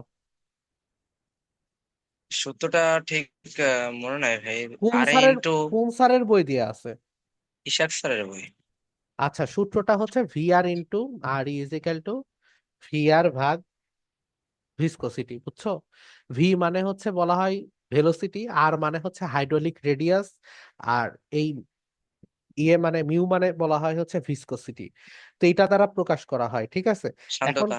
হ্যাঁ, সান্দ্রতা এটা আবার ডাইনামিক, এটা হচ্ছে সরি, সান্দ্রতা আবার দুই ধরনের হয়, কাইনেটিক ভিসকোসিটি আর ডাইনামিক ভিসকোসিটি। এখানে আমরা যেটা ইউজ করি সেটাকে বলা হয় হচ্ছে কাইনেটিক ভিসকোসিটি। এখন এই আলাপ টোটালি বাদ, যদি ইশাক স্যারের বই দেওয়া থাকে আচ্ছা ভাই, ঠিক অযথা আছে। দিয়েছে, অযথা দিছে, so অযথা এই জিনিসের মধ্যে এখন ঢুকার দরকার নাই। মানে হাইড্রোলিক্স এর মধ্যে যদি তুমি এখন ঢুকো তাহলে তোমার মাথা বাস্ট করবে, এত পরিমাণ কন্টেন্ট আছে, বুঝছো।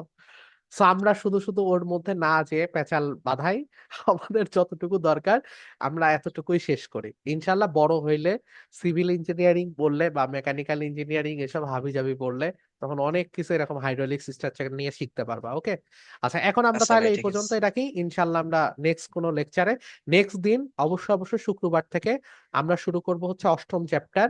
আর সপ্তম চ্যাপ্টারে আমরা আরো বেশি ম্যাথ প্র্যাকটিস করব, টেনশন নাই। কিন্তু আমরা আরেকটু পরে প্র্যাকটিস করি, কেননা আমরা বেশ কিছুটা পিছায় আছি। তো আমরা পেছানোটা কভার করে নিশ্চয়ই আর কি ভাই, সামনের ষষ্ঠ দিকে আর কি অধ্যায়ের সপ্তম এক্সামও তো অধ্যায় নেবেন। শুরু করবো। হ্যাঁ, ষষ্ঠ অধ্যায়ের এক্সাম নেক্সট শুক্রবার। যারা যারা এক্সাম দিবা না তাদের পড়াশোনা করার দরকার নাই, তারা আল্লাহর রহমতে আমার কাছ থেকে মাপ নিয়ে চলে যেতে পারো। ঠিক আছে, আসসালামু আজকে আলাইকুম আমরা ভাই, এই দোয়া পর্যন্ত করেন। শেষ করি। ওয়ালাইকুম আসসালাম। কালকের জন্য দোয়া করেন। ইনশাল্লাহ ইনশাল্লাহ।